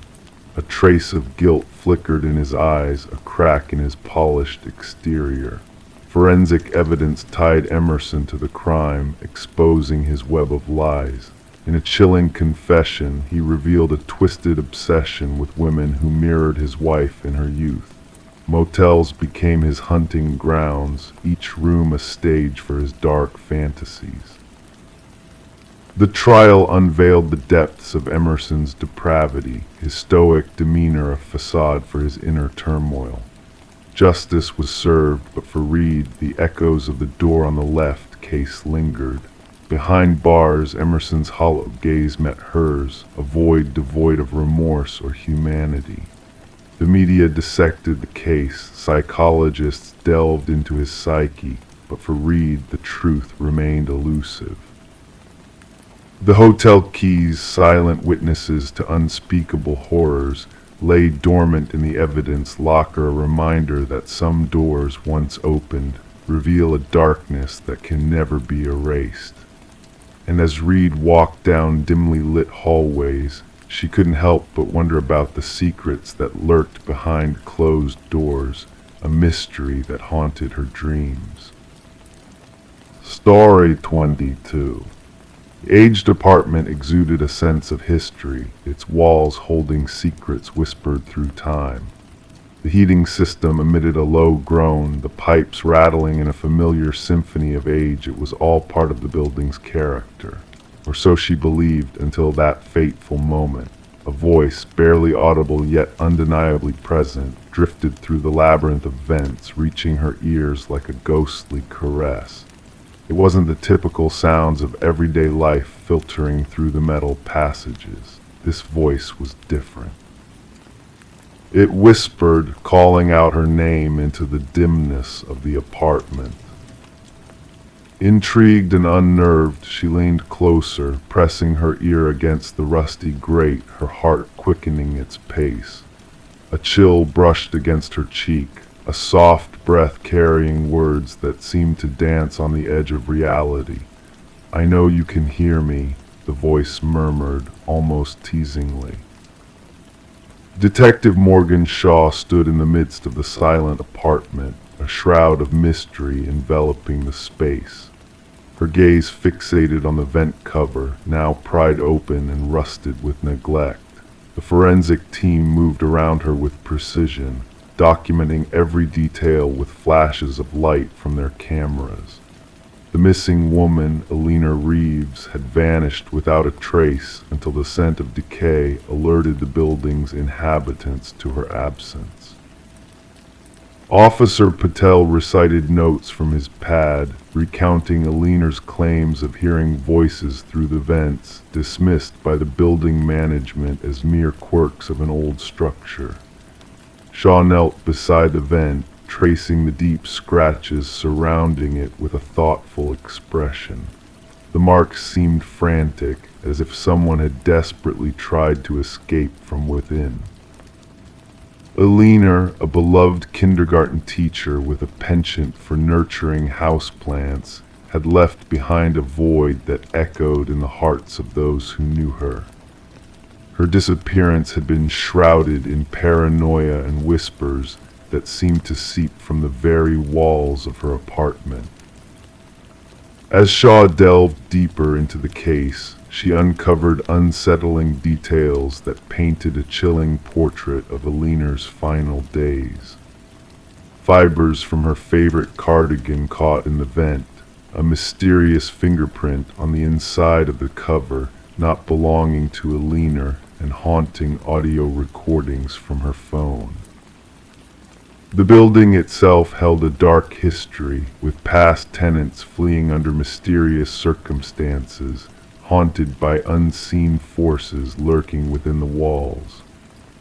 The superintendent, Harold Weber, maintained a facade of normalcy, but a closer look revealed a sinister undercurrent in his interactions with Shaw. The investigation took a twisted turn when a hidden passage behind a loose tile unveiled a secret realm within the apartment's walls, a space where someone had been living, watching, and whispering to unsuspecting ears. Weber's meticulously organized files and disturbing digital journal painted a picture of obsession and possession, culminating in a chilling revelation of his true intentions. The artifacts found in a storage unit tied him to a pattern of predatory behavior that spanned years.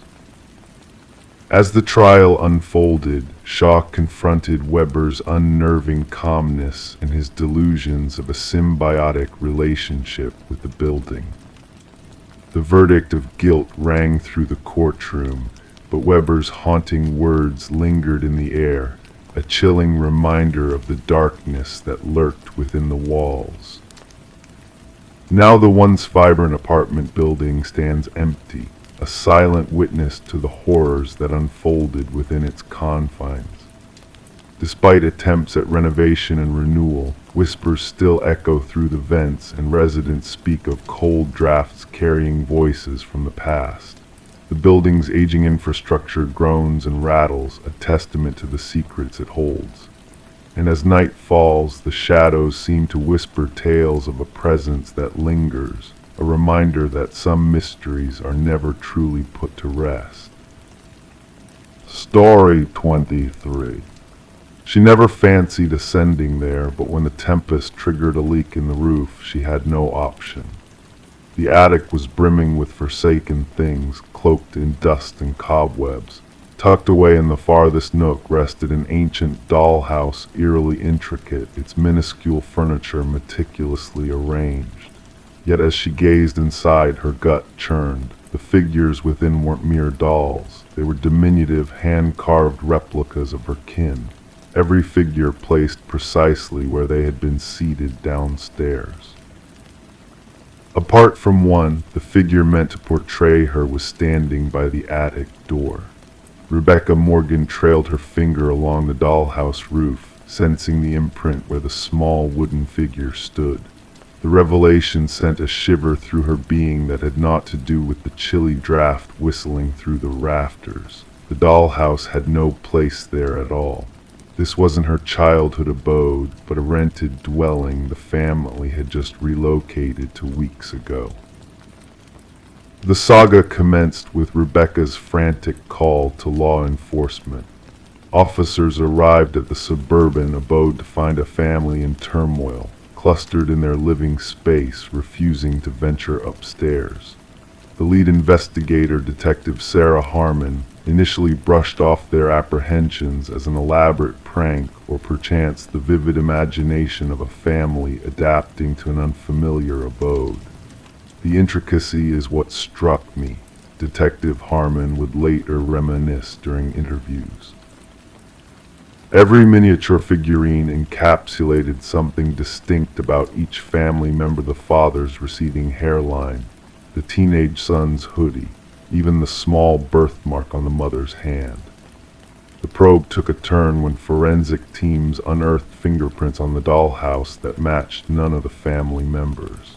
More disconcerting still were microscopic cameras discovered embedded in the eyes of each miniature figure, all linked to a sophisticated recording system concealed beneath the dollhouse itself. Scrutiny of the Morgan family's movements over preceding days unveiled an unsettling pattern.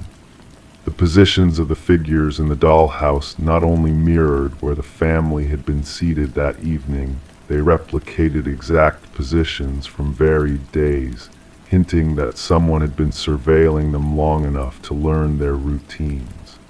We realized we weren't grappling with a simple case of stalking, explicated Detective Harmon.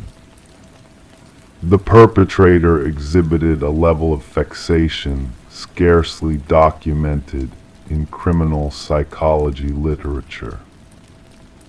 The investigation unveiled a concealed basement entrance, concealed behind a false partition in the pantry. Inside, investigators stumbled upon a makeshift living area with signs that someone had been dwelling there even before the Morgans moved in. Food wrappers, water bottles, and a sleeping bag implied the intruder had been residing beneath the family's feet for weeks. What confounded investigators most was the dearth of forced entry. Property records disclosed that the house had remained vacated for nearly a year prior to the Morgans' arrival. The former owners, an elderly pair, had both passed away within months of each other. Their son had overseen the estate's sale and subsequent rental of the property. Conversations with neighbors yielded scant information. Most hadn't observed anything out of the ordinary, though one elderly lady mentioned sporadically witnessing lights in the house during its vacancy period. I presumed it was the real estate folks showcasing the property, she divulged to investigators. Never dawned on me that someone might be residing there without permission. The breakthrough emerged through digital forensics. Scrutinizing the surveillance system linked to the miniature cameras, analysts unearthed that the data was being transmitted to an external server. The IP address steered investigators to a petite apartment across town. Inside, they stumbled upon walls adorned with snapshots of the Morgan family and former residents of the house. Diary entries delineated the daily routines of each family member with chilling accuracy. The most bone-chilling revelation was a workshop containing scores of partially crafted dollhouses, each depicting different residences in the vicinity. The apartment belonged to Martin Wells, the son of the previous homeowners. His financial accounts evidenced mounting debt following his parents' demise. Instead of vending the house outright, he had fashioned the concealed living space, persisting to inhabit it while collecting rent from unsuspecting tenants. The dollhouse was his command center, expounded the forensic psychologist assigned to the case. Every figure represented someone he observed. The figure of Rebecca by the attic door wasn't a menace, it was his method of acknowledging her unearthing of his surveillance system. Throughout interrogation, Wells remained unnervingly composed as he expounded his rationale. They were residing in my house, slumbering in my parents' chamber. I needed to ensure they were treating it with reverence. When probed about the positioned figures, he merely stated, I wanted them to comprehend I was forever watching. The psychological evaluation unveiled a convoluted case of possessive delusion. Wells couldn't emotionally grapple with losing his childhood abode and fabricated an intricate system to retain dominion over it. The dollhouse had evolved into his way of seizing both the property and its occupants. The Morgan family never set foot in the house again. Rebecca subsequently reminisced on the instant that haunted her most wasn't discovering the dollhouse, but grasping its significance. Someone had been observing us all along, scrutinizing our lives, transforming us into playthings. The genuine horror wasn't the dollhouse itself, it was realizing that in his mind, we were merely dolls to be arranged and watched. Wells faced multiple charges of stalking, invasion of privacy, illicit surveillance, and illegal entry. The case spurred a reassessment of real estate disclosure laws concerning deaths on properties and the obligation of agents to ensure homes are duly vacated before new occupants take residence. During sentencing, the judge underscored the exceptional violation the Morgan family had endured. You didn't just infringe upon their abode, you invaded their sense of security and independence. You observed their most intimate moments and reenacted them for your gratification. What renders the case particularly perturbing to criminologists is how long Wells might have persisted undetected had Rebecca not stumbled upon the dollhouse. Forensic scrutiny of his diaries hinted that he had been covertly residing within homes for nearly 2 years, transitioning from one property to another, crafting dollhouses of each family under his watch. The Morgan family eventually located a new abode far away, but Rebecca conceded in victim impact statements that she still inspects closets and crawl spaces routinely. She eliminated all dollhouses and miniatures from their new dwelling. Some days I still feel like I'm being watched, she disclosed.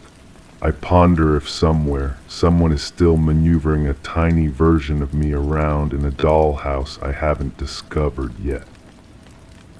Story 24. In the quiet stillness of the night, a phone call pierced through the static, a mere whisper in the darkness. The operator, initially dismissing it as a pocket dial, paused as a frantic voice broke through the noise. A woman's urgent plea echoed, "He's here." He, and then silence enveloped the line once more. The number traced back to an old, deserted house, standing as a relic of a forgotten time. Dust settled on every surface, memories lingering in the shadows.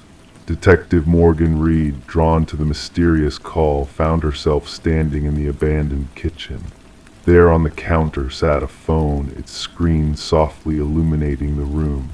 The call had been placed mere moments ago, yet the house appeared untouched by human hands for years. As Morgan pressed play on the recording for the 5th time, the haunting whisper echoed in the empty space, a voice filled with desperation, fear, and an air of impossibility. The Sullivan family once lived within these walls until a tragic fire forced them to flee, leaving the house to the mercy of time. The caretaker's visits were the only reminder of life in this ghostly place. Background check on the number. Morgan inquired of her partner, Detective Walsh.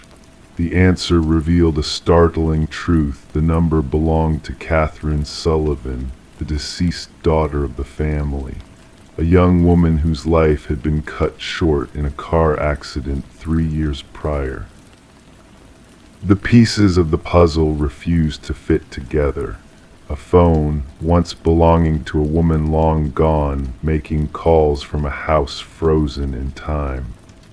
The forensic team's examination yielded little. A phone devoid of fingerprints, a house devoid of intruders, a mystery devoid of answers. The recording, those 11 eerie seconds, became the heart of their investigation. Voice analysis confirmed the voice as Catherine's with an unsettling 98% certainty. The timestamp marked the call at the exact moment of her death, a chilling coincidence that defied reason. Interviews with those who knew Catherine unraveled a tale of love turned sinister. Mark Jennings, her boyfriend at the time of her passing, stood at the center of the storm. Yet his alibi held strong, his whereabouts accounted for on the night of the ghostly call.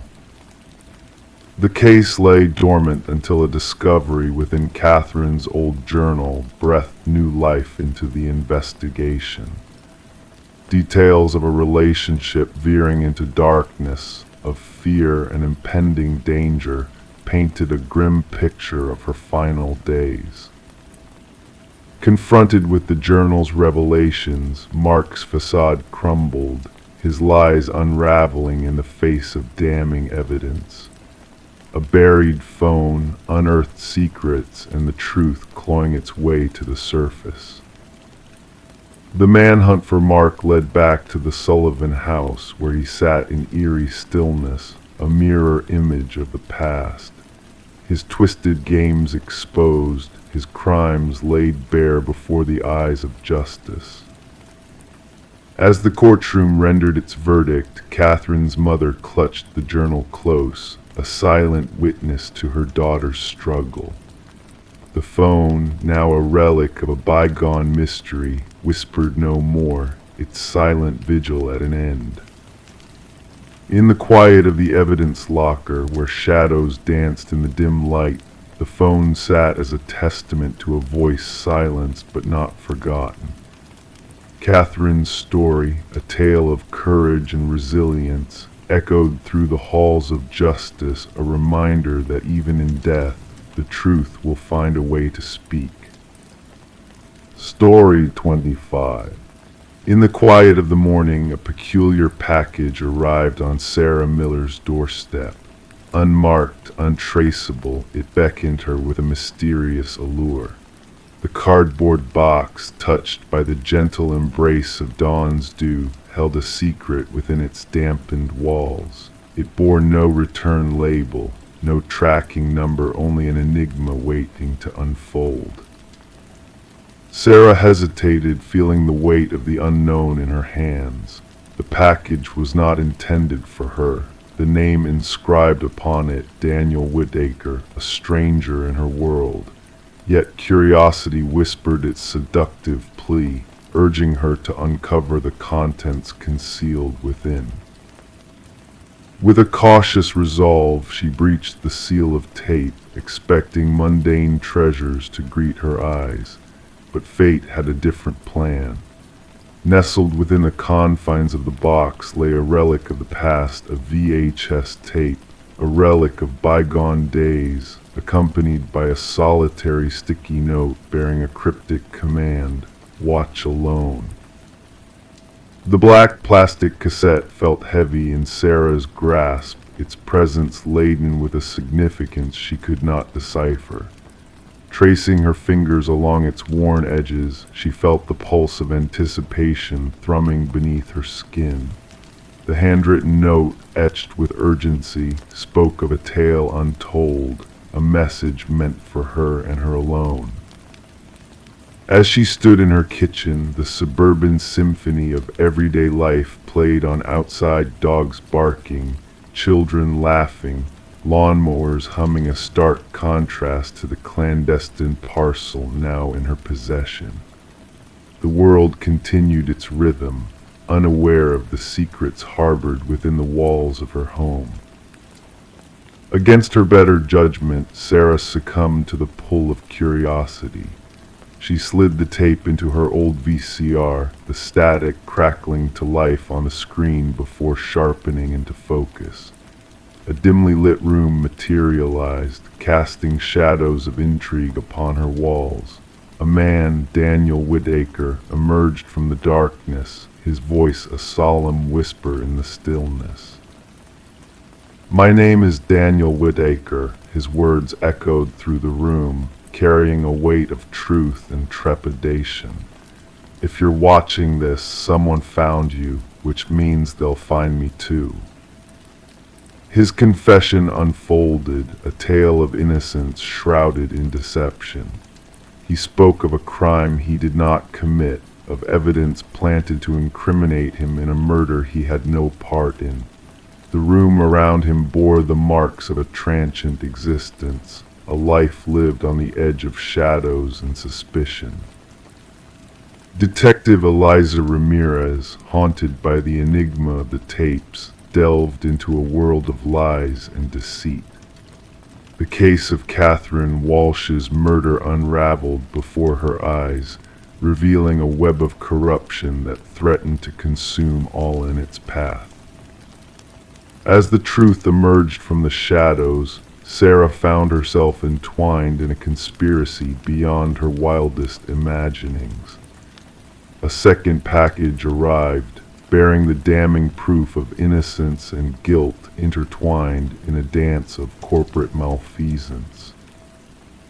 With each tape, each revelation, the pieces of the puzzle fell into place. Daniel Whitaker's quest for redemption mirrored Sarah's own journey of discovery, leading them down a path fraught with danger and deceit. In a final act of defiance, Sarah and Detective Ramirez uncovered the truth hidden in plain sight. In a storage unit, the evidence lay bare, a testament to the power of perseverance in the face of overwhelming odds.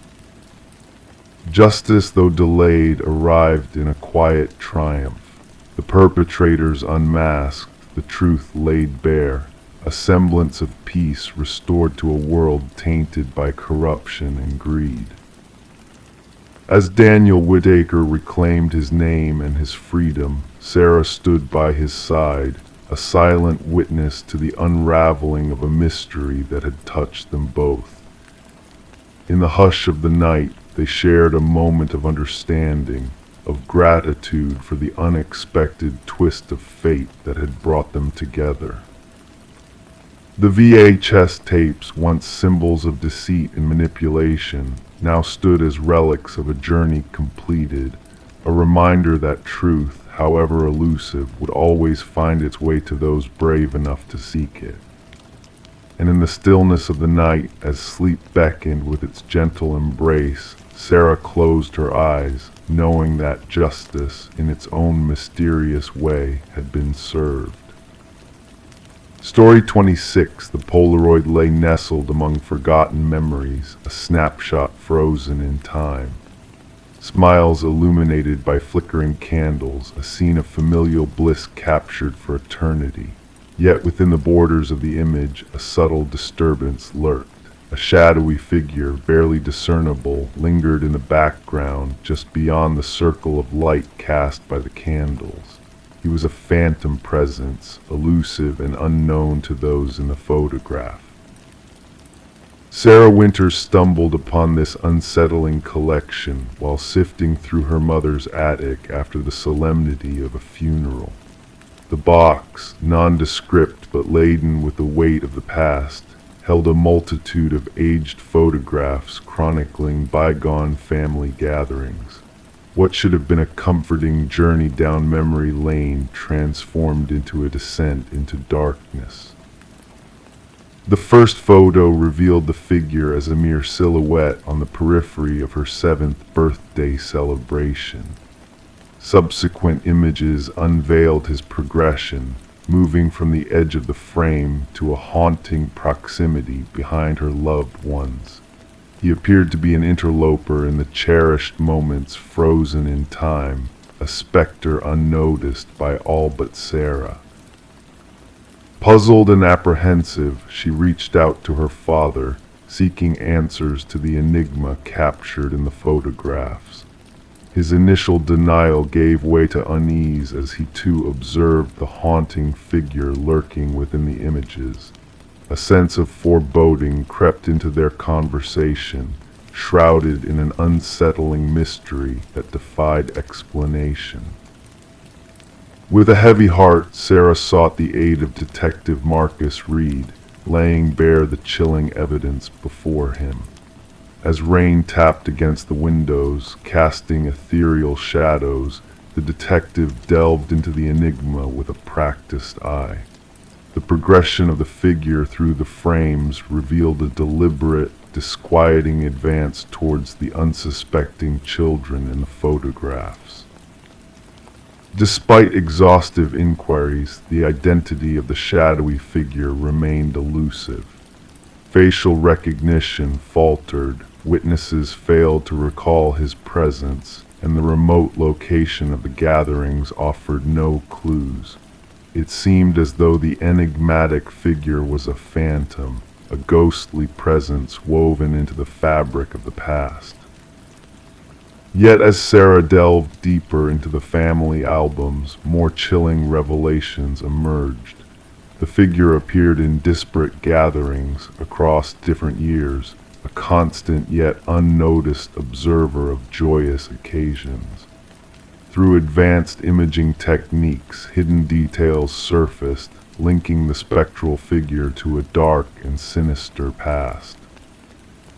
The breakthrough came with the revelation of Robert Keller, a maintenance worker with a sinister history tied to unsolved child abductions. His presence in the photographs hinted at a malevolent force that had eluded justice for decades. The pieces of a macabre puzzle began to align, connecting the shadowy figure to a trail of tragedy and loss. As authorities unearthed long-buried secrets and uncovered remains near the vacation properties linked to Keller, a sense of closure mingled with sorrow. Families found answers they had long sought, though they were tainted with the bitter truth of past horrors. The shadow in the photographs had finally been unmasked, his nefarious deeds exposed to the light of justice. Alone in her quiet apartment, Sarah pondered the photos that had unraveled a tapestry of darkness. The figure, once hidden in the shadows of memory, now stood revealed in all his malevolence. As she placed the photographs back into the box, they bore witness to a chilling truth that sometimes the most insidious threats are those that lurk unseen in the corners of celebration, leaving behind a trail of unseen devastation in their wake. Story 27. She wiped the steam off the mirror, gazing at her reflection. Yet an unsettling feeling crept in. Her face appeared normal, her attire unchanged. But the longer she peered, the more a sense of unease settled within her. A flicker caught in her peripheral vision, a movement unaccounted for. As she turned away, her reflection remained motionless, observing. The enigma of Rebecca Thorne commenced in that eerie moment in her bathroom. What unfolded would baffle investigators and haunt a community for years to come. Rebecca resided solo in a humble apartment nestled in a tranquil suburban enclave. Known for her methodical nature and reserved demeanor, she kept to herself while maintaining a polite rapport with neighbors. A data analyst by profession, her life revolved around routine and precision. Nothing hinted that she would become the focal point of one of the most perplexing criminal inquiries of the era. The initial peculiar incident seemed innocuous. Objects in Rebecca's abode had shifted places, nothing missing, just rearranged. A coffee mug relocated to a different shelf, books shuffled, her toothbrush on the opposite side of the sink. She brushed off these anomalies as mere lapses, attributing them to long hours spent immersed in work, staring at spreadsheets until her vision blurred. Detective Marion Shaw received the initial complaint when Rebecca, after enduring weeks of disturbances, finally reached out to the authorities. The initial assessment, no signs of criminal activity, possibly a matter for mental health services rather than law enforcement. Shaw noted the grievance but stored it among the pile of non-urgent cases. No concrete evidence, Shaw later testified. No broken locks, no missing items, just a woman sensing something amiss in her abode. The pivotal moment arrived with the bathroom mirror incident. During her subsequent interaction with the police, Rebecca recounted it vividly how her reflection seemed to move independently, how a sensation of being watched pervaded her solitude. This time she presented proof. Security footage from a camera she had installed aimed at her front door. The footage unveiled a chilling revelation that even seasoned officers found unsettling. The grainy video captured Rebecca departing for work in the morning. Yet 20 minutes later, someone identical to her used a key to enter her apartment. Forensic analysts scrutinized the footage for signs of tampering or manipulation. None were found. The individual entering mimicked Rebecca's movements, attire, and even carried her distinct leather bag. However, according to time-stamped footage from her workplace security system, Rebecca had already swiped her badge at her office building across town. We're facing a doppelganger scenario, Detective Shaw informed her superior. Someone who has meticulously studied Ms. Thorne and can replicate her with uncanny precision. The investigation intensified. Fingerprints within the apartment matched only Rebecca's. No foreign DNA surfaced. Neighbors reported routine sightings of Rebecca, nothing out of the ordinary. Mrs. Keller, a neighbor, mentioned a peculiar encounter when she greeted Rebecca upon her return one evening, receiving no response, which struck her as unusual but not alarming. Rebecca initiated a journal documenting the disturbances. Minor alterations within her dwelling escalated. Unaccounted for food vanished from her refrigerator. Her computer displayed searches she did not conduct. Most unsettling were photographs on her phone selfies resembling her, yet she possessed no recollection of capturing them. In some images, her countenance seemed subtly awry, the smile too wide, the eyes excessively intense. "I feel as though I'm losing my mind," she confided to Detective Shaw during their third meeting. Or perhaps someone is orchestrating this delusion. A breakthrough emerged when investigators discerned a pattern in the security footage. The doppelganger only infiltrated when Rebecca departed for specific engagements, therapy sessions, yoga classes, Sunday morning grocery trips, predetermined activities with foreseeable durations.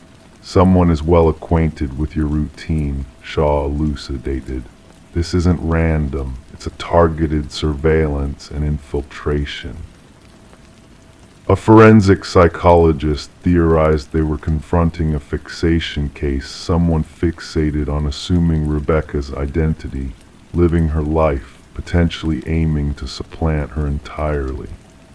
Such instances were rare yet documented in psychological archives. The culprit generally underwent a psychological breakdown, fixating on a victim embodying traits they coveted: stability, beauty, success, normalcy. The investigation homed in on a former colleague, Lily Winters, who had been terminated due to escalating erratic behavior. Lily had closely collaborated with Rebecca, often remarking on their resemblances. Post-dismissal, she sent Rebecca a series of unsettling emails. "We could be interchangeable," one missive read. "At times, I feel more like you than you do." Detective Shaw secured a warrant to search Lily's residence. Unveiling the discovery metamorphosed the case from unsettling to harrowing. One chamber in Lily's dwelling had been transformed into a shrine-like replica of Rebecca's bedroom. The walls adorned with photographs, countless snapshots of Rebecca entering her abode, shopping, socializing, all clandestinely taken. A closet harbored exact replicas of Rebecca's wardrobe.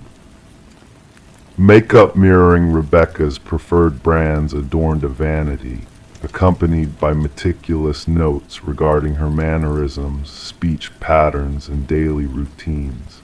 The most incriminating evidence surfaced in the form of practice videos. Lily had documented herself mimicking Rebecca's gait, gestures, expressions. The evolution was apparent, initial attempts clumsy and overt, later ones nearly indistinguishable from the authentic Rebecca.